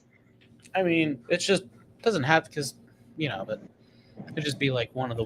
If I it like was the you feel it yourself. Yeah. Yeah. What was the one that you said? Oh yeah, he said be able to materialize any weapon he desires on command. Oh. What did I say to break it? Doing things like the rolled roller or like the killdozer. Yeah, it all depends on like what you ICBMs. define as a weapon. Oh yeah. A weapon now. So anything is now a loose definition weapon in order to make it overpowered. Do you know how many bureaucracies would like disguise you as a different ethnicity, sneak you into a big building, and then have you just massively bomb the hell out of it? You want your own Goku as a weapon? There you go. That's spirit bomb. You want but in order to make it almost unusable, only able to do this while he is taking a shit. Actively taking it. Not just like on the toilet waiting there like, man, why aren't you coming out? No. That log's gotta be Well, it's gotta be halfway out. that log's Oh, he's turtling. watch him just carry a bottle of laxative on them, and he's like, okay, ETA 30 minutes, and just chug it. Oh man. Oh, Dehydration. explosive diarrhea, but you did win. Not the only thing that exploded that. Yeah. Oh, God. Going through more depends than both of them put together. And then I said being able to through any reading or writing or hearing any language. Ooh, Yeah, he chose instant language comprehension. well, that's pretty cool. The way I broke it, the way I made it so it was like unusable was you can use it, but you don't get the context. You don't automatically understand the context of what you're doing. I think there's a better way to make it unusable. Yeah, but even if you don't have the context of what you're ingesting information-wise, that automatically kind of makes it unusable because then what are you going to do with this contextless information? Well, you can Yep. still have like some rudimentary knowledge of things going on because whether it's written in Greek, or it's written in fucking English, like if you understand how an engine works, that doesn't matter. I know that's what I'm saying, but at the same time, if you're also reading something where you have no knowledge of how this is supposed to work, then again. But again, you would understand based off of what you're reading. Like this is the only thing I was able to find is a Greek manual on the firing order of Chevys. I'm bringing this back as an example. Right. Right? And That's like, oddly specific, but yeah, I like it. but like I'm using it because it's something like not everybody would understand immediately and be like, hey, I don't understand the context behind this. But if you are a mechanic and you are working on a Chevy, guess what? You would still be able to understand the context of it because you can now read it. That's what I'm saying. Just because, Yeah. I'm definitely thinking there's a better way to make that unusable. I'm I saying, mean, yeah, there's definitely better way. I'm just saying that would be like the most easiest, like the simplest way. I'm saying I think there's that for actually- every new language you learn, you have to, for every new language that you learn, you now have to start over at like mentally age 0 in that language. So you can understand it, but you are mentally age 0. Ooh. So it basically makes the knowledge that you gain from whatever you translated basically useless. So it's okay. So it's a more advanced form of what I'm saying. Yeah. Okay. slightly more contextually advanced for that. Okay, but at the same token, that's just a slightly way worse version of what I'm saying, though. Yes, but no, because if I was to read No Politics or Prejudice, Only Pizza, right? Mhm. And then I was to read it in Japanese, I now can read it, yeah, but I don't know anything about what politics, prejudice, only pizza. Like I have zero idea on both English and Japanese. Oh, so you I start over completely lose completely them. white. Almost as if So at that point, you're just making yourself retarded constantly. almost, yeah. Okay, so that's okay, but that's That's what I'm saying is like making it unusable. That's You have to be shitting while you do it. you're just sitting there reading the toilet in different languages. sitting on the toilet. Sitting on the toilet. Sitting on the toilet. I mean, Old meme is old. but well, isn't there an X-Men who has like a similar power set where he can understand it, but he can't speak it back or whatever? I think that's one. I think there was like an X-Men where that was like his mutant ability was like all the language would translate to him, but he himself like couldn't speak it back. So he'd be like, all right, they're saying this, but I can't say shit back to him. So at that point, it's almost useless. Not necessarily. You're like the world's You could- most perfect translator. I mean, yeah, in that case, like you'd be able to translate, yeah, but you know, Hey, the military pays extra if you speak an additional language. So yeah, Correct. but if you're not, but that he's not speaking it, he's understanding and listening to it. There was the weird difference. that's rough. Well, you Yeah. could be an interpreter. Yeah, that's what I'm saying. Like like I said, like he can understand like any language, like whatever they were saying to him, he I'm can gonna understand say it and translate it to English. It's just he can't speak their language back. Like the power was he can't speak it back to him. So effectively, he's just a one-way communicator. I'm gonna say that in order to make it overpowered, it is literally anything that can be read. So if you want to be able to read the genetic makeup of DNA, like things like that. That's like some shit. Yeah, if you want to be able to understand birds and shit like that, Wait, like- is it written or spoken? Because there's a written, big spoken, okay. and hearing. Like you understand it, you are able to instantly understand what it is. All right, because even then you could drastically change the power how it works by just designating between either written language or spoken language on its own. Because that also It's all language comprehension, effectively. because then right. that way you could be the same way. Can you write back to said people in said language? Yeah, you can do that too. I mean, That's that'd part of also making it be- overpowered. It'd also be like a weird limitation of whatever keyboard or medium you're using, I suppose. Again, too. that's part of making it overpowered versus making it basically useless. Sounds like you got a companion with you. What's their idea? Babe, one superpower. Ready, go.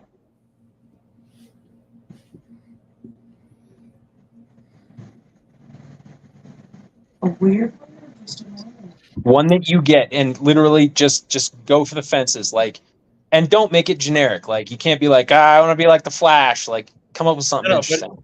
They can, but it is their power, and then we have to make it overpowered and make it underpowered. Oh. Mind reading. Now, she says mind reading. Oh, those are easy. Those one's already been done to death. Yeah. I mean, the most basic is to make it unusable is you hear everybody's thoughts constantly with no filter, so it's basically just constant white noise screaming in your ears. Oh God, you'd immediately have to move out to the country. Yeah, versus the other way where you can make it broken move, where you could, dive so deep into somebody else's thoughts, you could basically, Almost mind control. yeah, Okay, all right. like gaslighting type, like almost like the ultimate gaslighting form. Policy? Just extensive gaslighting, but like in advance of what they're already thinking. Yeah, like you could. Police here. Gaslighting McGee. Ooh. Yeah. Or what if it's mind reading, but it's off tempo? So like sometimes you get thoughts that they're about to think, but not always. Sometimes you get shit that they already did think, so you answer that. Ooh, yeah, that would be tough because then you become, especially if you're like trying to like Flip a coin. Is it something they said, something that they're thinking, something they're going to think, or something they thought? Yeah, because you'd be in the middle of a conversation, you'd be like, no, stop thinking that. I already thought about that. By the way, the answer's mustard. And they'd be like, what?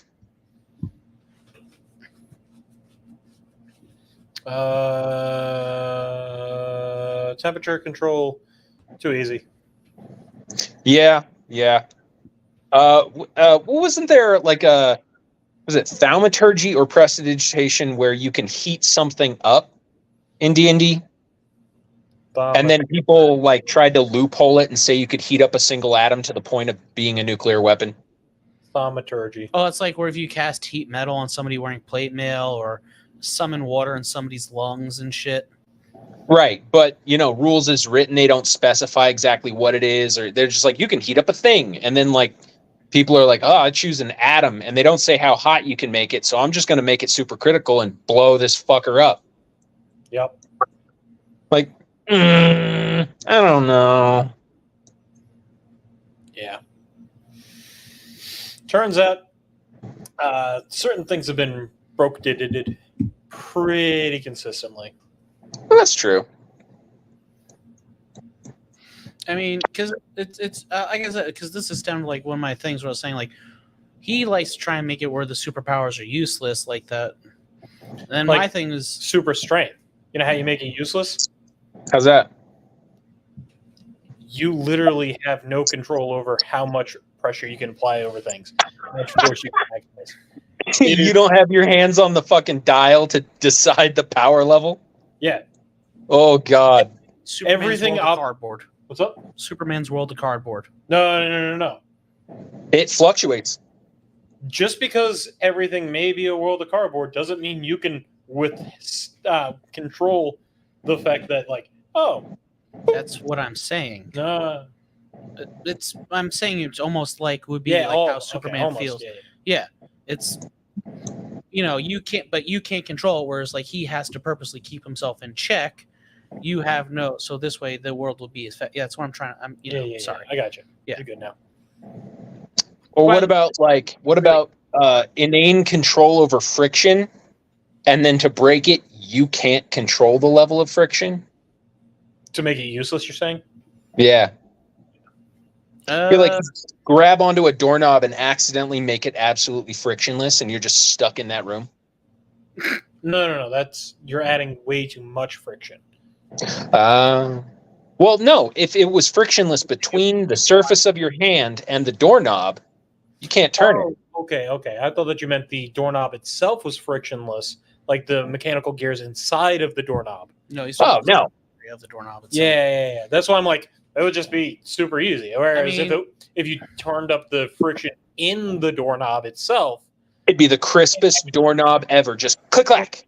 you can't actually turn it. Would it be controlling Yeah. your friction on other things or controlling your own internal friction, like how you slide across something? Ooh, that is an interesting question. Because one of them, it's like you're making can the literally- wall slippery. Where and You could whereas- literally just stop a person in their place because there is so much air resistance, so much friction in the air that they can't move forward. Yeah, That's like true. Power. Yeah. Yeah, that would be like, or you make it so the ground has so much friction on it you can't really lift or move your feet. No, you can still because friction. Well, you is- could lift, but as soon as you went to slide, you'd be fucked. Yeah, but part of a step is there's usually almost some sort of mild slide in a step when you do it. So at that point, by adding too much friction to the slide of your step, you'd have to like actually sit there and march to walk, whereas like a natural step has a bit of a slide to it usually. Not Okay. Look, a lot of people have some sort of drag to their feet when they do standard walking. So if you add too much friction to somebody during their standard walk cycle, you're going to trip them.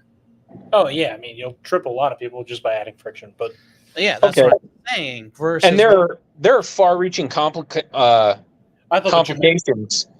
There are Stop. far-reaching complications to having too much friction or too little friction. We can only push it so far in a scientific environment. So, like, what happens when you go past those limits? Do things start to break down? Do things like what exactly are we dealing with?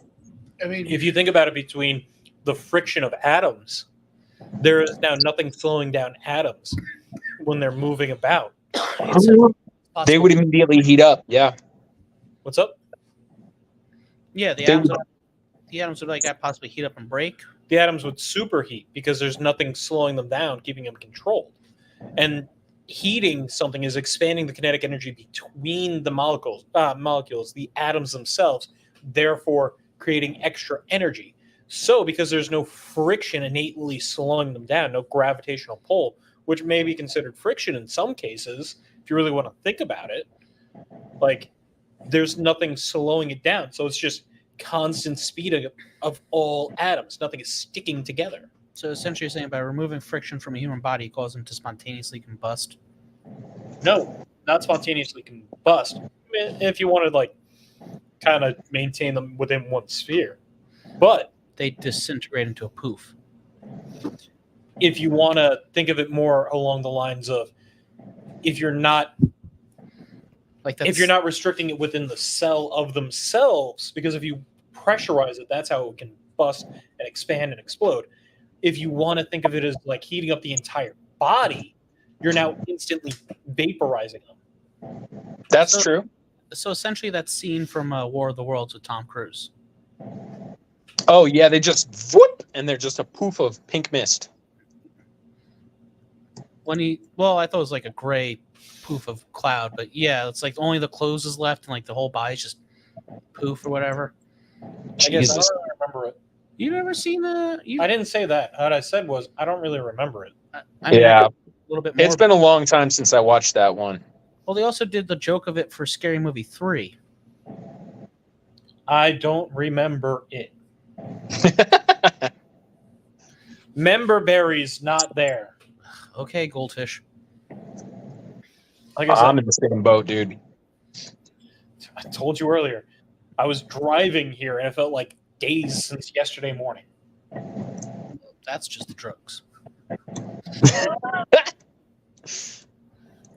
Oh, that's the ketamine. Be careful. Oh, The I got one. Emancipation Proclamation? Man, you know I don't listen to that hip hop. What about synthesizing chemicals? Synthesize any material out of pure atoms? Well, Or, like you'd be able to create like chemical What? like So you just want matter manipulation. So Well- wait. Is it like an evolution or a de-evolution of an already existing state?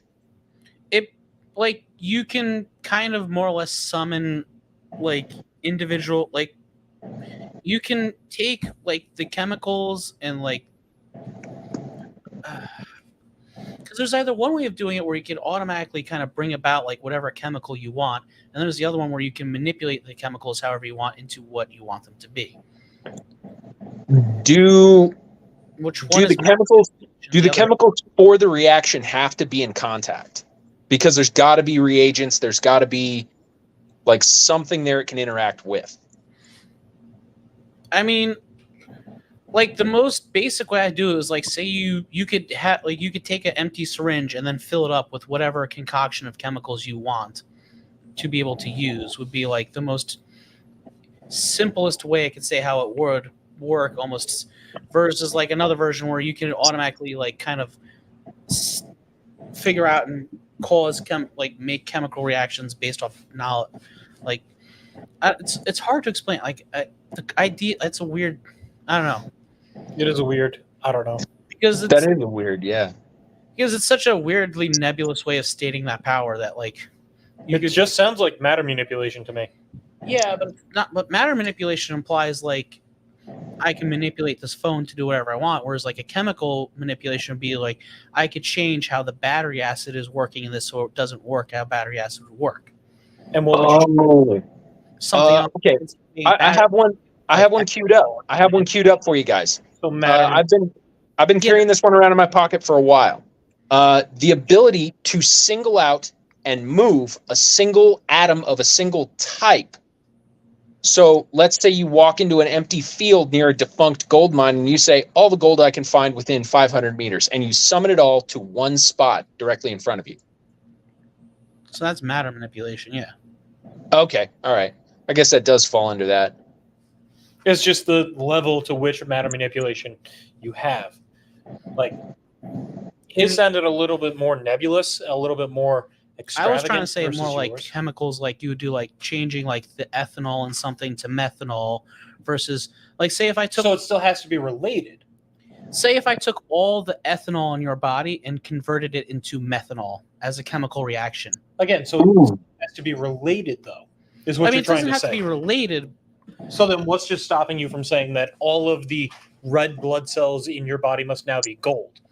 Well, that Let's would be well. Instead of saying all the red blood cells, I'd have to say all the iron in your blood. So would it still has to be become- related, is what I'm getting at. It would What have kind to. of anime ass shit would you do to somebody if you did that? They just like start to bleed out like radiation poisoning. I mean, well, like that's what I'm kind of like.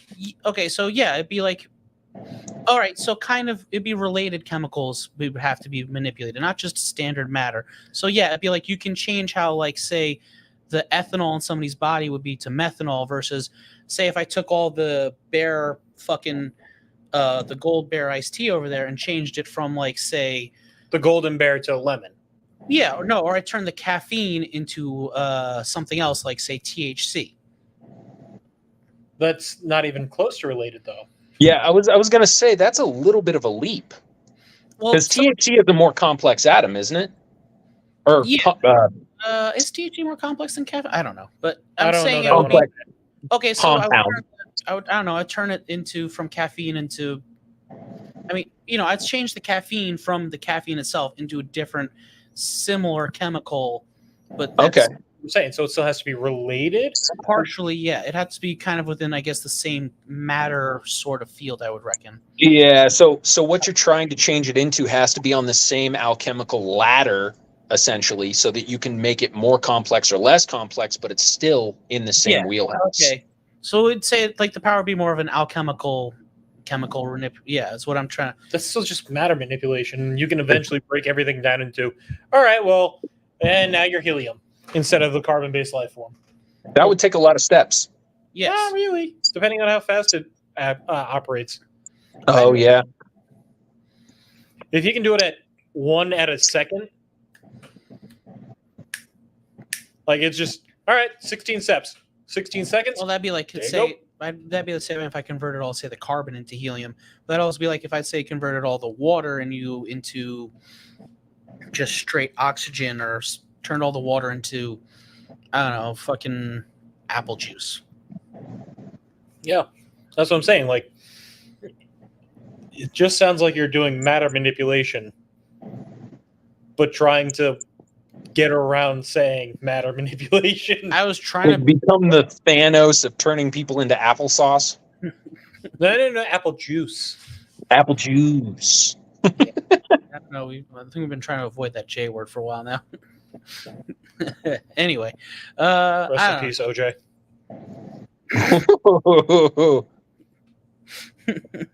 I'll come out and say it. OJ Simpson was my hero. No. I will say though, he was actually pretty good in the Police Squad movies. Mostly because he's just getting the shit beat out of him. Oh man. That works too. But yeah, I just, like I said, it sounds like you're just trying to say matter manipulation without it. I realized eventually what I came up with idea wise in my head was more or less just basically matter manipulation, but I was trying to simplify it into something a bit more alchemically based instead of just matter. Like, I don't know. Basically, I was thinking more How to make it overpowered. turn alchemy. Existing. How to make it useless. Can only be performed in a perfect vacuum. Oh Jesus. Oh yeah. No, that would be almost useless. Yeah. Yeah, that would be completely useless unless you were an astronaut or something. If it's not a perfect vacuum, a negative 27 psi, 27.2, I believe it is, like a perfect vacuum, it does not work. Negative 26, not working. Sorry, God. breaking the seal. Wait. You have to be in the vacuum. You have to inhabit the perfect vacuum. You have to be surrounded by the vacuum. You can't. No. So this would You be will like die. you would make a vacuum Of chamber. course. This in the vacuum chamber. Yeah. So it's such a small scale. No, I'm saying, would you yourself have to be in said vacuum for this to work? No, we Or just can you discussed be that. outside of We that? were just discussing that. Because Oh, the power only manifests when what you're trying to manipulate happens to be surrounded by the vacuum. yes. So you'd have to do Oh. shit giant. Otherwise, if you were inside the perfect vacuum, you would die. Well, Yeah, of course. It's also how you're trying to make it so the superpower is useless. So if you All want, your shit would boil and you just die. but I'm also saying if it's a negative 26 psi, then it's not a perfect vacuum. So therefore, you don't get it. You must draw a perfect vacuum on whatever it is you're trying to manipulate. I mean, though, if you're in said perfect vacuum and had that power, you could probably manipulate yourself where you could survive said vacuum, at least for a certain period of time. That being said, I mean, so you're saying that if I had something, if I put my phone into a perfect vacuum, You can turn it into gold. yeah, but You can turn it into fucking water for all I care. okay. See, the way I was envisioning is you also had to exist within that vacuum too. Again, you will die. Yes, Yeah. that would also be the purpose of making the superpower useless. Whereas if you just make it so you can put it into said vacuum, that's not really making it useless. That's just making it just adding extra steps to your bullshit. Yeah, I mean you're not looking to try and make it like totally. All right, well, I guess I just die by using this once. I thought that was the purpose of what you're saying is where you don't want to be able to, you want to make it so it's almost completely unusable in general. Yeah. It's Yeah. almost impossible to draw a perfect vacuum on things and maintain it during the entire thing. And to such a scale. I mean, because you could get like vacuum chambers and shit that NASA uses. Well, I mean, if you think about it, a perfect vacuum means that there's jack shit going on in there. And if you start to manipulate atoms and stuff, who's to say that you're not going to disrupt your perfect vacuum? That's what I'm saying. Like it's such a because I'm not trying to have it so this way you just die by using the power. I mean, fuck it, you may as well make it so that's also part of it. Well, yes, you will instantly make any power unusable by just killing it, by killing your character. But I could bring somebody back to life, but I do it at the cost of my own life. You could bring back any person back to life in perfect health, perfect shape, but it does so at the cost of your own life.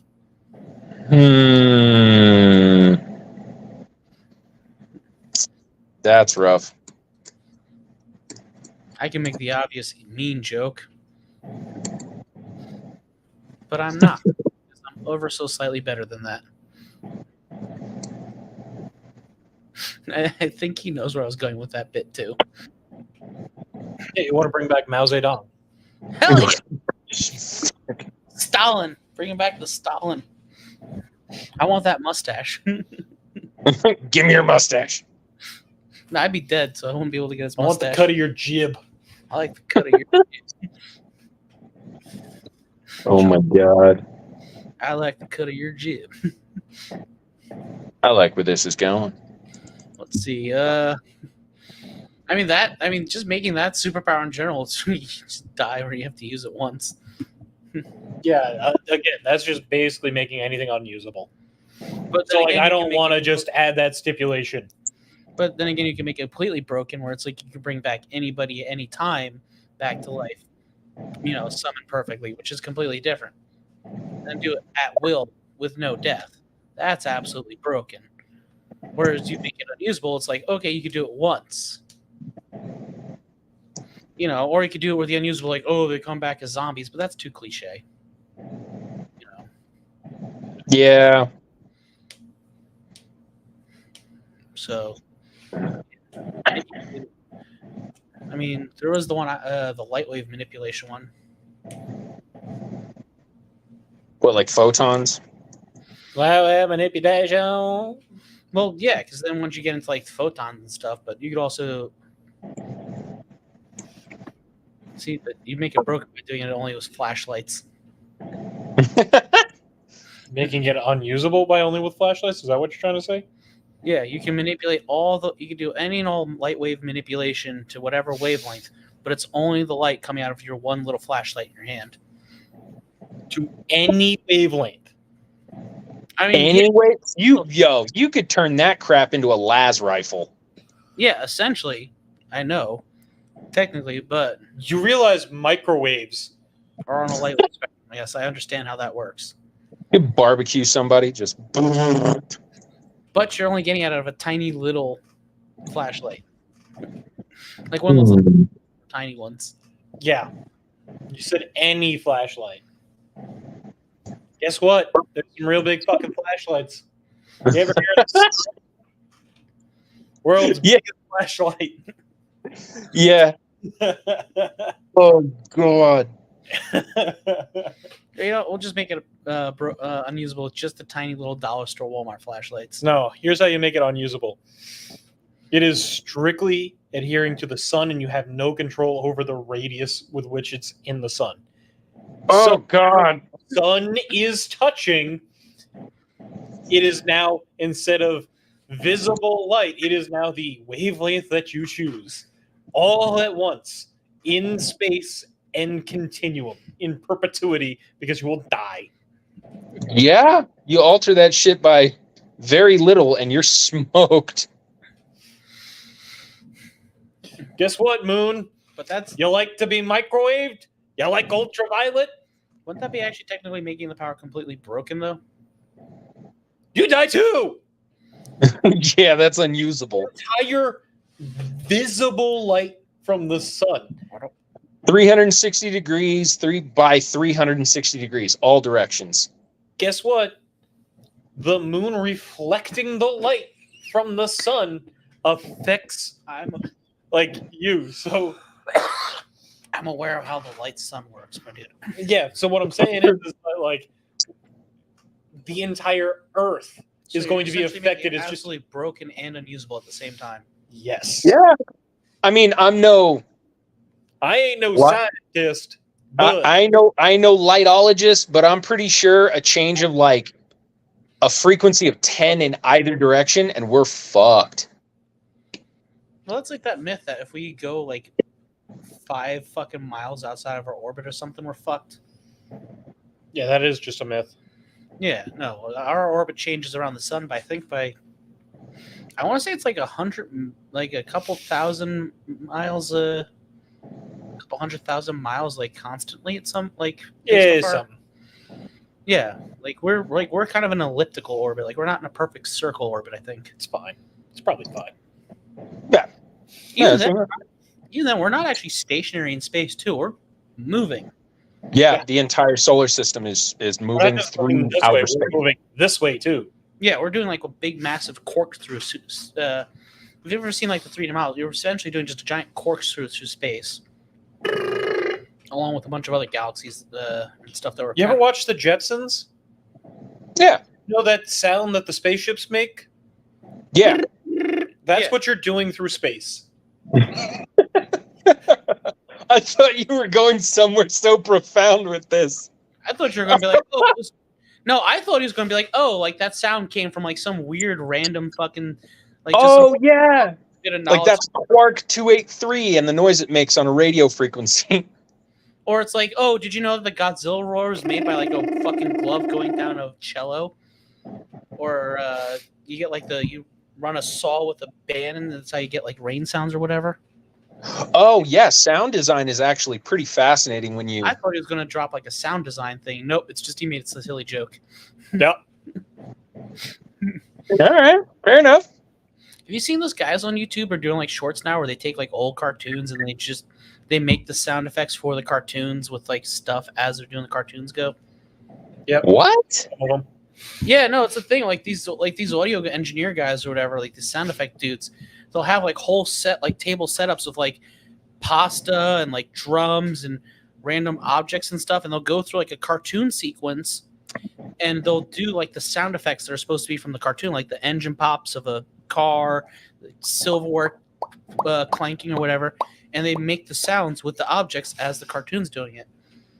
I've seen professionals do that, but they don't do it in real time. They just record sound bites and then they add or subtract things from them, and then you get the sound effects that are in the show or whatever. I mean, I don't know if they're technically doing it in real time, like, But they're doing it along with it to make a it sound like split they're doing the screen, thingy. So they could be watching the show and technically doing it in real time, and then just showing it, or they could be, Pretending too. yeah, like they could be re-recording it and then laying the footage over and stuff. Like I don't know, but I'm just Right. Yeah, they can be doing sound effects with their mouth, like. Yeah, no, it's just. And then guess what? It makes you think that they're doing water droplet effects, but they're not. They're just doing, stupid. Yep. Little... Yeah, I'm just saying though. It's been like it's a thing that's been going around in the shorts meta though, where people have been doing shit like that. The shorts meta. Meta. Hey, we exist in the meta. We are an enigma. Our podcast takes place in the Fate Stay / Sonic Chew metaverse, Oh God. Back to Sonic Chew. and technically Discworld, as we are on a disc on top of elephants on top of a turtle. But that's only in this universe. Great at Tuin. yes, That's, that's only in this universe, though. You have to pay attention to that because there's multiple universes, hence the Sonic Chew. and the Fate. Well, I mean, if you want to crack open a D&D book, we're talking about numerous outer planes. No, we're talking about the expanded Omni metaverse. Ooh. The stuff that- Chaos theory type bullshit with, yes, if there's an infinite number of possibilities of universes, clearly there is a funny version of me and a good-looking version of you. how we exist in the same metaverse as how DC and Marvel technically exist in the same metaverse. Jesus. Yeah. For anybody who's not aware of how comics works, DC and Marvel technically exist in the same metaverse. But only sometimes. Yes. I think also Valiant Comics and Image Comics do too. Only sometimes. Yeah. And then there's also the Tommy Westphal verse, which I eventually want to get us to do an episode on. Which is part of the Sonic Chew verse because that's part of our verse. Yes. Everything is canon. Yes. He understands that reference. Wait, do you All know? right, gentlemen. I got to dip out. I got to get dinner. All right. Yeah, I was going to sign us off in the next 5 minutes, honestly. Oh. I got to get up. Well, then to heck and darn with it, I'll hang out. Yeah. I guess we could go to midnight. It's fine. Yeah, just a cool, crisp midnight here, time zone over there. I think he's in the same zone as us. Nope. Really? Yeah, no. Yeah, I'm like 1 or 2 away, I think. You're that deep into that state? No. He's not in PA. He's in a different state entirely. Oh, Yeah. okay. He's in the Midwest. I'm sorry. I had the location mixed up with the other guy for a second. I'm sorry. Forgot about You're that. good. Also, Hey, potato. zones. That's why I said I thought because I mixed him with being with the Pennsylvania never changes time zones. yeah. It doesn't split down the middle. Because you said you're that deep into that state, it doesn't split down the middle. It goes around state lines. Yep. Pacific Standard is where I'm at. Oh, so yeah, you're like almost 2 hours ahead behind us at least. Pacific Standard 4. We're at midnight almost. So think of it that way. Oh, yeah. It's going on 9 o'clock here, so yeah. Okay. 3 hours behind. Yep. What are you doing getting dinner at 9 o'clock at night, eh? What's the matter with you? You don't eat dinner at a regular time? No. I eat when I'm hungry. You know what? I like the cut of your jib, kid. All right. I'll allow it. Oh, my goodness. He'll allow it. Thank you, Lord. Thank you. It's like, Whoa, Lord? Oh, my goodness. You call me a Lord? for fuck's sake. What's the matter with you, huh? Many things. Many things. What you doing? Join the club, mate. Yeah, right? Yeah, right, Mike? But Hey, I need you to come up with an impersonation of something. An impersonation of something. Yeah, or a silly voice. Oh, a Wanna silly hear- voice? A silly voice or an impersonation of someone, something, and I want to try and guess it. Ooh, I was just going to throw a goofy voice at you. I didn't really have a role model for it. All right, do it. Well, I swear, if I don't get the carburetor fixed, then somebody's gonna catch hell for it. So that fluctuated between an older man and somewhere in Alabama accent. Yeah, Sounds well, about right. What about you? You got one for me? I want to hear yours. no. Oh, I do stupid shit the other way. nobody ever wants to play games with me that way, doing voices and shit. No games? I'm not the voice guy. Yeah. I'm the stupid ideas guy. Nobody ever wants to play your games. Yes, I'm a think tank on my own. I have come up with a lot of stupid ideas for this channel. Some of them he's agreed with, and some of them he thinks are too ridiculous. Some of them I've just kind of forced on him now, like the Pornhub thing. Oh, there's a Pornhub thing. You've been we've been over this. But yeah, no, whenever we get to 500 subscribers, I make Through the Looking Ass, a Pornhub channel dedicated to classic Playboy reviews. Now hear me out. It's a top. We discovered this recently. It's going to be a top down of the magazine, right?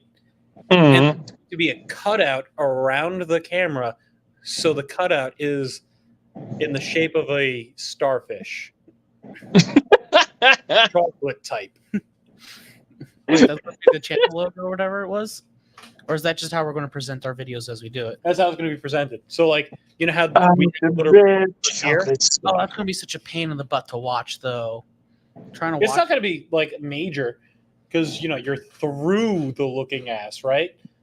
So if we just do like a little itty bitty star around it to get it set up, just the basic top-down camera view is already going to throw people off in general, but adding a shape to it. why? Why would it throw people off? It's a top-down camera view. Some Happens all the people- time. Some people just don't like top-down camera views for that type of shit. Some people are weird. I'm saying, they're wrong. 250 subscriber shirt giveaway, 500 through the looking ass, 1,000. We're forcibly marrying 2 people. One of which is Fody. The other one is Joshy Boy. Maybe. Nope, they're getting married. It's been Okay. decided. Not by them, but it has been decided by council. There was a vote. He missed it. Sorry. 1,001, we're giving away a Lego Humvee. 2,500, we're now getting our friend to tattoo an Assassin's Creed logo on his nipple. Oh, yep. Yeah. That is all the things that you have to look forward to with us, people. Wait, the million subscriber heist special. That is all the things that you have to look forward to us for right now and the foreseeable future, people. Please like, share, comment, subscribe if you enjoyed us. If not, fuck off. We'll still take your subscription. We'll do it live. We'll do it live. We'll do it live. Good night, people. Good night, people.